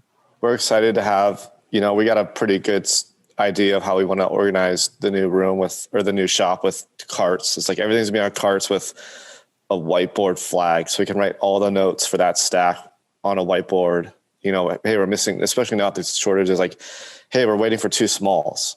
So there's no question of what's going on. It's like everything's gonna be counted in as it comes in and kind of whiteboard flagged on rolling cart. So I think that might help, but it's a nightmare. Yeah. Cool. Did you have more questions? I think we went over actually everything. Let me see. Oh, so, our biggest thing right now is, we got more employees and they're all super good at what they do. And they also know that. So, we're coming to the point where, as we're growing, they see our growth and they obviously want more, and we feel like they deserve more. And our kind of question for ourselves in the next couple of years, I don't want to train any more employees. We don't want to have to hire people every year or two, because these people get the experience and get offered more money somewhere else. So have you guys thought of like incentives, or besides bonuses, like how do you keep your experienced, trained employees happy monetarily? Have you thought about doing like profit sharing or anything besides bonuses, where, it's more like, hey, we have some kind of goal, like group goal, and if we meet that goal, we're going to be rewarded as well? I'm probably not the best person to ask that from, because I'm kind of in the same boat as you. Like I try to pay them all well and pay them as much as I can as we grow. My biggest thing is I try to make it as best of a work environment and get them the best tools to do their job as possible, to where, there might be another print shop or something that offers them a better job, but is it actually a better job? Like, do you have all the same like benefits? Do they have the same clean shop, the same kind of presses, the same tools on those presses to make your job easier and better as you're working? Or is it just another place that's desperate and they're like, I'm going to give you $25 an hour and this huge sign bonus and all this other stuff? And the reason why they're doing that is because they're desperate and they're fucked and they need somebody to come in and print. But do you think your employees always think logically like that? No, not always. But the funny thing is like they could go somewhere else and find out like, oh, fuck, this sucks. And then want to come back. That's the grass is greener thing. Right. I was going to say that. Yeah. It's just, I try to do the best with what I have. And realistically, if they want to go somewhere else, it sucks. And I don't want them to. But if they, in the end, feel like they need to go somewhere else, then I don't want to be that guy that's like, stay, please stay. Yeah. I'm going to be like, all right, man, go do your thing. And then I hire someone else and we start all over again. Like, it sucks, but it's like, I can only offer what I can offer. You know what I mean? You're not going to be a screen printer making $45 an hour with like all these crazy benefits. It's like, it's screen printing, dude. It's not, you're not a heart surgeon. Like it's still a really tough skill. And I think it's a valuable skill. I think that I just feel like there has to be a ceiling at some point. Like it has to be. There does, but there's just like such a labor shortage, and there's such a good labor shortage. It's like, I can find a lot of people, but it's like to find I got 10 employees that are great, but there's only one magic printer, Right. you know, and I could train somebody else to print, but it's like when you find those really good printers or those really good embroidery, like if we lost an embroidery girl, I'd be like lost. So it's like if we, Right. I'm not saying throwing money is at the right question, but is there some kind of incentive like, hey, if we do well, you do well kind of thing? Have you thought about that at all? Or is that I think Dylan, I think he's right. I think that work environment ranks up there very high, you know, because I think that I think employees are smart enough to know that, look, I work at Upstate, and however, somebody, you know, a half hour away is going to pay me more, but I like Upstate better. They would take the lower pay for a happier day. You know, most people would. I want to interject on this real quick though, is like, I want my employees to know that if they ever have those thoughts, or if anybody ever does offer them more money, come fucking talk to me first, 100%. Please. Yeah. And I feel like this has happened so many times where I get them when they've already made the decision and they're ready to put their 2 weeks in. It's like, if you would have came to me and said, hey, I have these thoughts of like, I'd really like more money, or I'd like to do this other thing or whatever. It's like, come talk to me first and let me try to find a way to. That can be bad. That can go sour too, because that could be a bluff. I mean, who knows? No, I know, but I'm just saying is like, if I can make it happen, if there's something I can do to make your work environment better, like, cause most of the time I feel like it's a work environment thing, or it's another employee being a hard ass on them, or, you know, something is just happening that they don't want to be here. I feel like it's rare that it's a money thing. It's usually just like, something is not right. I don't like the idea of somebody coming in and saying, hey, I got this offer to make more money, I'm going to go, or you match it or I'm out of here. I would just let them go at that point, because I don't know, it's tough. I would say that, sure, I want them to stay and sure, I need them. But instead of having a different kind of conversation, like, look, Andy, I just want you to know I got an offer for more money. I decided I'm staying here, but my next review or next year, or is there anything else I can do? Like, how do I increase my value? That's what I'm saying. That's what I want them to come say to me. I don't want them to just be like, someone else offered me more money. What are you going to do? Like, I'm not asking for that. That immediately would flip a switch in my head and I would tell them to go fuck off and like find somebody else. Yeah, I guess that's a bad approach, but I've only had one boss in my life, and it was when I sold the shop, and you know, I had a contract where I had to work for him for a year, and it was the worst experience of my life. So after that, I was like, I just want to make sure everybody's coming to the door. I mean, they're printing t-shirts. They're probably not going to be super happy, but at least it's better than any other job I can imagine having right now. Like working outside, doing construction. There's a lot of worse jobs for sure. And t-shirt printing it's addictive. Creative. Like it is creative. And once you do it and you become good at it, there's something about it. There's that certain people really, really like. And I would say work environment ranks up there really, really high. I don't have all the answers. So some people are going to leave sometimes, and they just are, no matter what I did. Even if I offered them double pay, they're just going to leave for whatever reason. Maybe they just wanted to grow in a different direction. And, you know, there's people that are like that. They're like, you know, I just don't want to do this at all anymore. It's nothing to do with money. Well, the problem with our industry is it gets monotonous. Like, even if it's different designs all day long, if like you've got that area dialed, like say on press right now, like we might be doing the exact same thing, processes every day. The artwork's different, but to them, they're just like putting screens in, putting inks in, hit and go. I guess, but if they really like that, if they really like t-shirt printing, then maybe there's a different role. Maybe they say, you know what, I want to go be a screen tech, or I want to be a production manager or whatever. A lot of people want to be a manager, and it turns out they don't really want to be a manager, you know, and so they end up doing something else in the shop. But I would say the two other things, because you were mentioning monetarily, like incentivize them to stay. And I would say that healthcare, that's way up there. And if you don't have it, I don't know if you do or don't, but that's super important. And we have it and we have a really good plan. So it's not some shitty healthcare plan. It's like through our city, the Chamber of Commerce, and through our state, the Anthem plan, the Blue Cross Blue Shield plan. And so it's really good. And we chose a really good plan. It costs more, but it's really worth it. I've ran into that. I've ran into that 2 or 3 times already, where there's people that didn't necessarily love the job they were in. They were in our field, like in a screen printing business, and they wanted to work here. But when I asked them if they wanted the job, like I was trying to like get them, they were like, I want to work for you and I want to be there, but the health benefits are too good where I'm at. or I have a condition, or I have get diabetes. Really good or health benefits. Right. I'm just saying I was at the point where I didn't have that. And the reason why they couldn't come here and didn't want to work here is because they couldn't leave the health plan that they had. So that's what's funny is like there's shops that are shitty work environments and they keep their people, but it's because they have like really good health benefits or whatever. And the people can't leave or don't want to leave because they rely on that. I want people to be happy and always healthy so that, our health benefits are really good. So if anything ever happens, because there's people that won't go to the urgent care or whatever because it costs, right? Well, I wanted a health plan that it doesn't cost very much at all to just go get yourself checked out. If you're not feeling well, go. Don't hesitate to go and then feel miserable for 3 weeks while you're here. Go get yourself taken care of. And so they can do that. And the other thing is vacation. I was talking to our UPS driver the other day, and while he was offloading boxes and we were just shooting the shit, and he has 7 weeks a year vacation. Yeah. No, he gets it every year. 7 weeks every year because I think he's worked there for over 20 years and whatever. And so that's at that point where he's got 7 weeks. And I'm like, well, I can't give out 7 weeks, but I'm going to increase our vacation, even though that's painful because trying to coordinate having people gone for, however many weeks a year is really, really tough because they're out. And so I did ask him this because I was curious. And I said, can you take 7 weeks off in a row? He's like, no.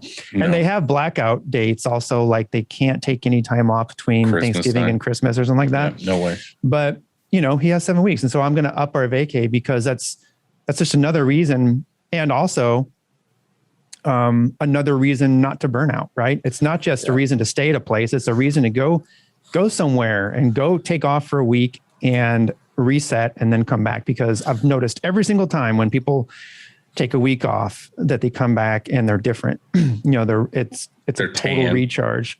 Yeah. Right. Yeah. We do vacation and we're talking about closing, like we're super slow and there's no reason for emails between Christmas and New Year's. So we're thinking about doing, paid week off automatically at Christmas, and you get another, your normal vacation time throughout the year to kind of like get out of town. Cause we don't get any emails. All our clients are business based anyway, and they're not doing work between Christmas and New Year. So we kind of had that idea too. So it's a good idea. That's a good one. Yeah. Glenn, I know you are in the desert, and so I don't mean to rub this in, but it is thundering like a motherfucker out there right now. Oh, it's sunny. It's dark. And actually it's starting to rain now. I have not seen rain. Almost maybe, I don't know, months, 7 or 8 months. 7 or 8 months? 9 months, maybe. We got like sprinkles, but like nothing, no rain. It rains here every single fucking day. No, never. Like every day. We have like 354 days of sunshine. I need to look this up real quick because I'm pretty sure Binghamton is like second or third on the list of like most rainy areas ever. There's direct flights from New York City to Palm Springs. Well, I mean, I'll be there tomorrow. Yeah. Sure. I'll actually be in Utah for the next 4 days starting tomorrow. So what city? Salt Lake City. Oh, bummer. Maybe. Never been there. Let's see. Rainfall let's see if this comes up. I bet you St. Louis gets more rain. Oh, we got to look this up for real. Now, are we putting money on it? 100 pennies. How do you look this up? I want to see. I don't know. We'll have to look it up later. This is going to take too long. No. We got time. Chad can edit this out. Palm Springs is limited to 5.8 inches a year. Let's see what it is for 2020 though. Rainfall. Yeah, 0.58 inches so far this year. Oh my God. Andy, what is your rainfall for St. Louis per year? What does it say at the top? Binghamton, where I live, was 40 inches. Ha! Win. St. Louis rainfall, 42.2 inches. Oh, 2 inches? Come on. Hey, that's what wins. Yeah. Fuck. Hey, it's 2 more. Inches is 2 inches, boys. 2 inches. It's 2.2 inches, in fact. How much snowfall? That's where you're going to win. Snowfall. But it's so funny. We had 40 something. He's at half an inch. I know. Can you imagine 42.2 inches and you're at half an inch? We would have we get what's it called? Flash floods. So when it rains out here, it doesn't soak into the ground. Yeah, it's just like we get like monsoon, so it just like sits. There's one day they call it Google the Valentine's Day Massacre, Palm Springs. Like it just poured and it washed out 4 major like highways. Like the main road to the mountains was completely washed out for a year and a half. It was pretty insane. Just like massive flash flooding. There's a video. There's like they call it like the Indian Canyons in Palm Springs. It's like a little hiking, like big attraction. Yeah, actually we did it. Yeah, we went did there. it. Google Palm Springs Indian Canyons flood. It is insane. Was it where? So we went on a hike there. We paid, I think, to get in. There was a little. You have to pay that for. I don't know, it's for a day or a week. And we went in and we parked. And there was different hikes. We went on this one hike there were a bunch of like palm trees or something. Yeah, following a canyon or whatever it was. Yeah. Just Google it. It's insane. You wouldn't believe it. It's beautiful though. Yeah. What was your snowfall? Average snowfall, Andy? Oh, not just going to be way less than yours. So we get 15.5. 104. Oh my God. Yeah. That's why I was like, you're getting a snowblower? That's weird. I don't get it because it hardly snows here. All right. Shop hacks. I don't have any printing hacks, but I got some good office stuff. I actually want more of that. Right. I want more marketing and office hacks because I feel like we've gotten a bazillion print ones. Yeah, these are actually from my wife. It's more like sourcing garments right now. I got three good ones, I think. That'll help people. What you got? Gildan has mygildan.com. Have you guys used that? I've been there before. There's a link on the top. It says find inventory. And you can literally find Gildan and Comfort Colors stock by color and style number and by distributor and by size. So like we literally, whenever we get a big Gildan or a Comfort Colors order, we just go on there and be like, okay, can we get it all from one distributor? Do we have to use multiple distributors? And then just go and order it from that. Tight. That's awesome. Based on that. I like it. That's great. So that's been a huge, we're going to edit that out of this podcast. So just me and Andy are going to use it. I was kind of contemplating telling anybody these taxes. Did you see Sanmar and SNS has put up like the alternatives? Have you seen that? I don't know if you noticed it. Did you notice it, Dylan? I don't do the ordering anymore. But we print so much discharge. There's nothing. I'm not using anything but AS Color or Bella. We only use Bella for discharge. Yeah. Have you used AS Color yet? We have gotten it before and like it, but the problem is we're in New York, so it takes Yeah. It takes a while to get here. That is the best. Even plastisol, it's just amazing. I love how it prints. Yeah. It's great. I would like it. I would like to use it a lot more. It's just one of those things. It's just hard to get. Oh. Yeah. All right. I just went to it. And so what it's called is on find inventory. To piggyback off of this is off of what you said as far as gildan.com, but this is like on SNS's site. If you're there's this new tab and you can click on it. It's called Order Comparables. And when you do click on it, it just brings up their entire inventory of like just comparables to like if you have the Bella Canvas 3001 CVC, it'll show alternative 1070 or the American Apparel. Do you know what I mean? So it just shows you kind of a comparable all in one view. But I really like the Gildan one because what we end up doing is we open up like 6 tabs, of Sanmar and Broder and everything else. And even like Carolina Tees or who knows, a place we've never even heard of. We've made accounts with 10 people last week, just randoms. Right. And we found them all on the Gildan website. Just, oh, cool. Hey, they got it, open an account, order from them. And they've actually been great. So there was a really good tip. There was a place, I can't remember where they were, like Massachusetts or something, that used to be Commonwealth. Was it Commonwealth Cotton? Yeah, Commonwealth Cotton. That was a distributor. It was a real small one, but I used to order a ton from them because they always had stock because they were under the radar. Like they were a growing business trying to be like the TSC and SNS and whatever else, but they were small enough where like not a lot of people knew about them. So they always had stock of stuff that was sold out everywhere else. So I always used to order a ton of stuff from them. I'm pretty sure they got bought by Rotor though, or something. Rotor or SNS or something. So they're gone now, but I like that. Next hack. We use SNS's customer facing website. Do you guys use that? Have you built like a custom? Mm-mm. So if you go on the tools section of SNS, you can build like it'll just create like a customer facing website. It looks like exactly like the SNS website, but it has your logo and it says like sportswearcompany.com and then / your user account name. With no pricing or something? No, it has retail pricing. So what we do is we created a bit.ly link, which is like a short link. It's like bit.ly / Windmill City.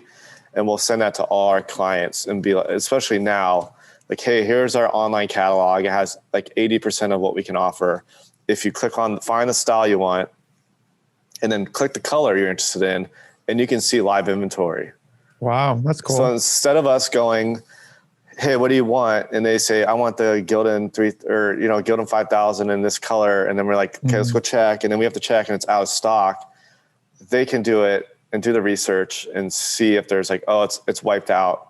That's awesome, because right now we have a lot of people like that are like so much back and forth. It's so much back and forth. Yeah. Yeah. So we just send that bit.ly link. Like if you can find, like if it's missing smalls, let me know, because I could probably find that somewhere. But if it's missing extra small through 2X, it's wiped out everywhere, most likely. Or it's like unavailable in multiple sizes everywhere else. So that's been a huge time saver for us. When you said retail pricing, what is it? Just double what the other? We always say, like, hey, this is very high. Like it's going to be cheaper than, like, we mark everything up like 155%, like off the top. So like it'll be cheaper than this. So you'll get a like savings off retail or off wholesale pricing. So like I think it says like 3,001 is like $5.50 or like $7, something like that. So we just go and make it $5.50 or $6, and they feel like they're getting a deal, and it's a lot less searching for us. So that's been huge, especially the last 2 weeks. Yeah, I love it. But yeah, create a bit.ly link. It's called bit.ly. Just go there, and then you can change the URL from their like long, tedious URL to like a short, like custom one. So that's been huge. That's awesome. That's a good one. Yeah. I have one more for Bella. They have secret inventory. I don't know if anybody's ever said this to you, but if we can't find something, we'll email our Bella sales rep and say, hey, do you have these quantities in this colors? And she'll say, yes, go ahead and order them. And you can, even if it says 0 on the website, you just order it and then they'll fulfill it. So that's been huge, finding Bella stock. Yeah, if every once in a while I've pulled that where I just go to not Bella, I go to our rep, like our SNS rep or something. I was like, hey, can you check for me? Yeah, we go direct to Bella. It's been huge lately. All of these tips you've given us are ones that everyone's going to take and use, and then they're going to be worth it. Are you sure? Like, are you sure? No. I'm going to give all these away. These are golden. I'm hoping it gets better. I don't want to be greedy. It's like, I don't know. It's just. All right, let's be silent for a second. So, yeah, I mean, it sucks that you didn't have any shop hacks. So, what? The only one really that's would ever even damage you would be the direct to Gildan. Bella. Yeah, because the other ones are just convenience. It's hard to get comfort colors though. It's like people are just eating that stock up like crazy. Like if anyone knows where I can get black Bella or black comfort colors, pocket tees, let me know. But you gotta get that secret inventory. Yeah. All right, those are some good ones. So how about quick takes? You ready, Dylan? Yeah. All right, who's starting? Me. All right. What's one thing you need every morning? Protein shake. What's in your protein shake? Is it just like a out of the bag powder? No. Like I ride bikes every morning. So when I get home, I have 2 frozen bananas, 4 dates, oats, cold brew, almond milk, protein.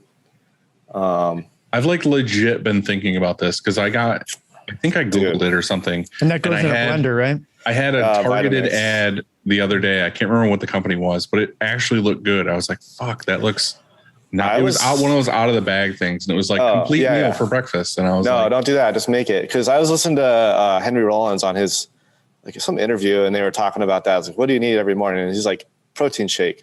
I'm like, what do you mean a protein shake? He's like, dude, it's like the perfect breakfast. You got everything you need. You got fruit, you got oats, you got your coffee's in there, you got like everything you need is ready to go. So I just do that. It's about 3,000 calorie breakfast, but it's good. I had that same blender. It's good. It's a game changer. Makes good soup. You ever make soup? No, but I saw it when I bought it, it had in its instructions. Tomato soup. Yeah, and because it can go so fast that it heats it up. I don't want to hear about soup. Oh, yeah. No, soup. it's good. Yeah, protein shake. I don't like soup. Okay. Well, you do like one kind of soup, hot dog soup. Yeah. Oh yeah, I mean, just hot dog water with chunks of hot dog. All right, so I have the next question, and I want to answer it first. You want to answer your own question?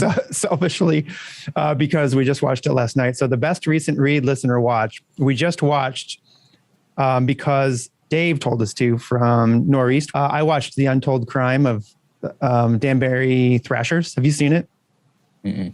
Oh my God, it was so good. It's on Netflix. And so it's about this mob boss who buys his 17-year-old son a hockey team. And it was awesome. So I think I legit might have that saved on my phone.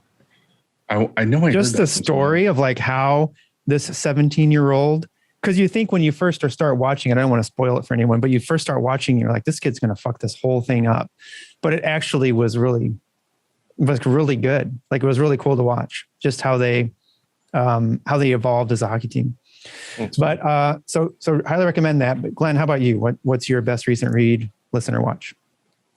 We've been watching that show Alone. Have you heard of that? Mm-hmm. Yeah, I watched it quite a bit. It's crazy. Yeah, I started watching that and got pretty deep. What season are you on? Did you start like in a random season? Or I started on season 7. My wife, we're kind of doing this new thing where we're trying to. My wife's from Vancouver, BC, so I dropped her off the beginning of the summer and then stayed there for 2 weeks and came back. So when I was home alone, I started watching it. I watched the new season, but then when she got back, we started watching it from the first one. So now we're on season 6 and it's fucking. So you were watching Alone. It was scary in our house in the middle of nowhere. But yeah, some girl like stabbed, what'd she kill? Like a wild boar or something with a knife. That's like stabbed in the side. There was one I just watched it. I can't remember what season it was. It was one of the ones that's on Netflix because I think Netflix only has like 3 seasons. Hulu has them all. Yeah, Hulu has them all, right? But I'm saying is I started watching it on Netflix, so I watched the seasons that were on Netflix, and that one dude he ended up winning it. But yeah, same thing. I think he got like a muskox or something, crazy, and he shot it with an arrow. It's a fucking moose. I just watched that this morning. You just ruined the ending for me. He runs up and fucking stabs it like 5 times in the throat. You just ruined the ending for me. You just told me you won. Whatever. Sorry. Yeah, you could tell. Come on, you could tell. No, they're tough. The girls on season 7 are just insane. Yeah, it's cool. I like it. But we also watch Pen 13. Have you seen that? Mm-mm. Oh, what's that? It's like this girl. It's like these 2 girls are like in their 30s, and they made like a TV show. It's kind of like they go back to high school and play like teenagers going through puberty, but they're like in their 30s. So all the people around them are really young, but they're old, but playing young characters. And it's just like super awkward and it's amazing. Like it's one of the funniest shows I've ever seen. So it's meant to be funny. Oh, 100%. Yeah. It's won like a bunch of awards, but I highly recommend it. It's like it's super, super weird, but really. Is it on Netflix? I think it's on Netflix or Hulu or Amazon. Like it's called what? Pen 13? Like penis, Pen 13. Oh, okay. Yeah, I think I've seen that on Netflix. Yeah, it's hilarious. The girl that does like the 2 girls write it and star in it. It's pretty amazing. So it's awesome. Yeah, I got a good movie recommendation. I don't know if you've seen it. You guys probably might like it. You seen Mandy yet? Mm-hmm. Yeah. That movie's fucking weird. Dude, it's super weird. I love Nicolas Cage, so I was all about it. But I watched it and I was like, what the fuck? Have you watched his new movie Pig yet? Andy did. Yeah. I have it on my queue to watch. You cry? Yeah. No, I really liked it though. And there's another movie about truffle hunting that is out. We almost watched it last night instead of The Untold, but I think truffles are hot right now, apparently. Mm-hmm. All right, next question. What advice would you give your younger self? Start screen printing earlier. It's probably always obvious, but I don't know. Buy Bitcoin. I don't know. I like everything's going like super smooth. Like I don't know if I'd change anything, it's like, I think you guys are in the same boat. It's like things have happened and everything's kind of worked out really well. So you know what's funny is like I know literally nothing about like cryptocurrency, but every so often I see this video pop up of the dude who spent, I don't know, it was like 10,000 Bitcoin or whatever the fuck it was on a pizza. Like when it was like young and new, he was like, I have this, but I don't think it's ever going to go anywhere. It's not worth anything. And like he traded it for like a pizza. Huh. And now, well, the reason why they bring it up is because now it's worth like fucking like stupid. Crazy Well, when I was money. in high school, like in the 1999, my step grandma would buy us $100 worth of stock every year. And she'd always ask us like, oh, what do you want it in? And I was like, oh, I don't know. I'm using a MacBook or like what was it then? Macintosh, like just buy the Macintosh. It's like $100 worth of Macintosh in 99 and still forgot about that account for 20 years and just found out 2 years ago I still had it. Oh, really? It's worth like 40 grand. That's awesome. Fucking insane. Yeah. I wish I knew more about that stuff. It's just you got real really estate. I think real estate's the safest. It's like buy the building you're in, buy your house. That's what I'm trying to do now. Like Buy that's your where I'm employees' at. houses they can rent out. Like my goal is like I'm gonna keep buying houses that my employees can rent off of me, so they don't have shithead landlords. Like Right. It's crazy right now. Like these landlords are just like, it's like let's just buy like little homes that they can rent and have a nice place, Right. until they I'm want to all buy it for from that. us. Yeah, so Right. it's probably better. Mm-hmm. Yeah. Next question, Nini. What would you be doing if you weren't running a print shop? I don't know. Something in retail, I'm sure. Skateboard industry, maybe. So I started the screen printing business because I didn't know what I was going to do after the skateboard shop. It's like you look around, it's like, what can I don't really want to sell stuff anymore. I don't really want to run a shop. Retail is kind of dying a fast death. So it's like you looked around, it's like, oh, we could print t-shirts. So this is kind of like my backup plan. And luckily it's worked really well. And luckily my wife is helping now. She's got a marketing background, so it's been really helpful. But yeah, this is kind of like our backup plan. What would you guys be doing? I would be doing some kind of woodworking, I think. Yeah. I like doing that stuff. I like building shit. Cool. I'd be making documentaries or helping make them or something. Specifically the Andy Rudman documentaries. story. Yeah. Like I wanted to do right. I wanted to be in film, but I would say what I love now are just documentaries. Yeah. That's what I'd be Have you doing. ever thought about making a documentary on a print shop or like some kind of version of that? I've thought. Are you working on it? I personally have thought about it would be really cool to do they have all those like hardcore punk like documentaries about certain ages of like this era of hardcore or whatever, and they go and they interview like a ton of bands and they hear all their stories and everything like that. I would love one of those for screen printing, but you would have to do so much traveling and going to all these different shops and hearing all their stories and stuff. It's kind of like this podcast basically, but like going to every shop and like making one documentary out of it that's like 2 hours long. I really like watching Bruce's like shop tours. It's super cool to see. Everybody's shop is so different, and the way they like right now we're trying to figure out how to lay out our dark room. So I'm just like investigating like, hey, like who's doing what in their dark room, and just seeing like to most people that doesn't make any sense, but seeing that kind of stuff is like nice, cool to nerd out on. And whenever Bruce does a shop tours, we all just huddle around the TV and like see what people are doing. So no, I agree fully. It's awesome. What's your favorite thing to cook? I'm terrible. My wife's a really good cook, so she usually cooks, but I just make stir fry. Like I got a wok for Christmas and we just make some kind of meat and veggies and brown rice. Do you guys have Trader Joe's? Yes, kind of. Yeah. We do. Yeah. Yeah. And Dylan was finally at one just a couple of weeks ago, right? Yeah, last weekend. Yeah. Yeah, we're big fans. We got one in Ithaca. I think I don't know how long they've had it now. I think maybe a year or whatever. But yeah, we ended up going there the other day. I didn't really buy anything other than some of that tea Java or tea. Oh yeah. Oh my gosh. You see how they were commenting on the? They commented back. Yeah, I know, like 5 different comments, which is hilarious to me because I called them gypsy juice at one point. And I said I was going to break someone's mailbox with their bottle. And that's what they commented back was like, hey, we love that you love our tea, but don't break any mailboxes. Do you guys drink Arnold Palmer's at all? Is that the thing out there? We used to drink a lot of them here until we found out that they were basically just mostly corn syrup. Yeah. Well, we make it. We make it with Tevia and lemonade here. It's a big thing. Arnold Palmer had a house here too, so it's a big thing out here. Everyone loves What is your favorite snack from Trader Joe's? They're nuts for sure. They're nuts. They have a whole row of just nuts. Have you ever gotten when it comes to nuts? Have you ever gotten their honey sesame seed cashews? Oh no. Yeah. Oh, their dried mango is good too. Have you had their dried mango? They're awesome. Yes, Joanne gets it. Yeah, I don't good. buy it, but I eat some of hers when she gets it.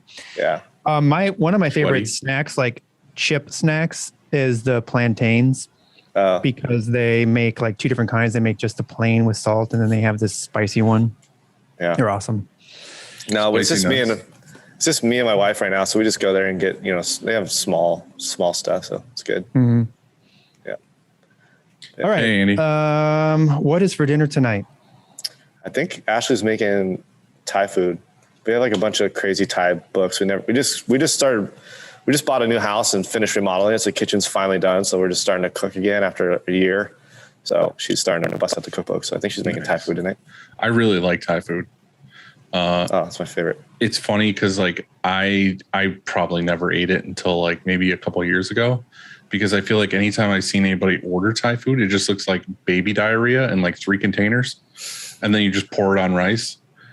And but after you have it, it changes your life. Right. I had it and I was like, fuck, this is so good. Now I want it like as much as possible. I can't remember what the one's called. I want to say it's like, is it masaman curry? Masaman curry, yeah. Where it's got the potatoes and carrots and it's like a yellow sauce. Yeah, we get yellow, red, Penang. Dude, Masaman. the yellow one with the potatoes is amazing. Like I'll order like 3 different dishes from there and I'll just pour that yellow sauce on everything. I'm just like saturated in this.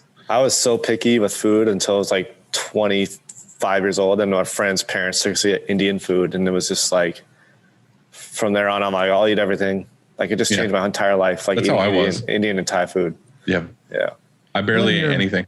You're really surprising me with these sauces. You don't have Thai food in? Oh, yeah. He usually just gets like, if you got something. I'm the king of getting like plain shit. The green and the red and the yellow. Like no sauce at all. But like if I'm that guy, if I go somewhere and I get like chicken tenders or like chicken nuggets, I don't get sauce. I just eat them.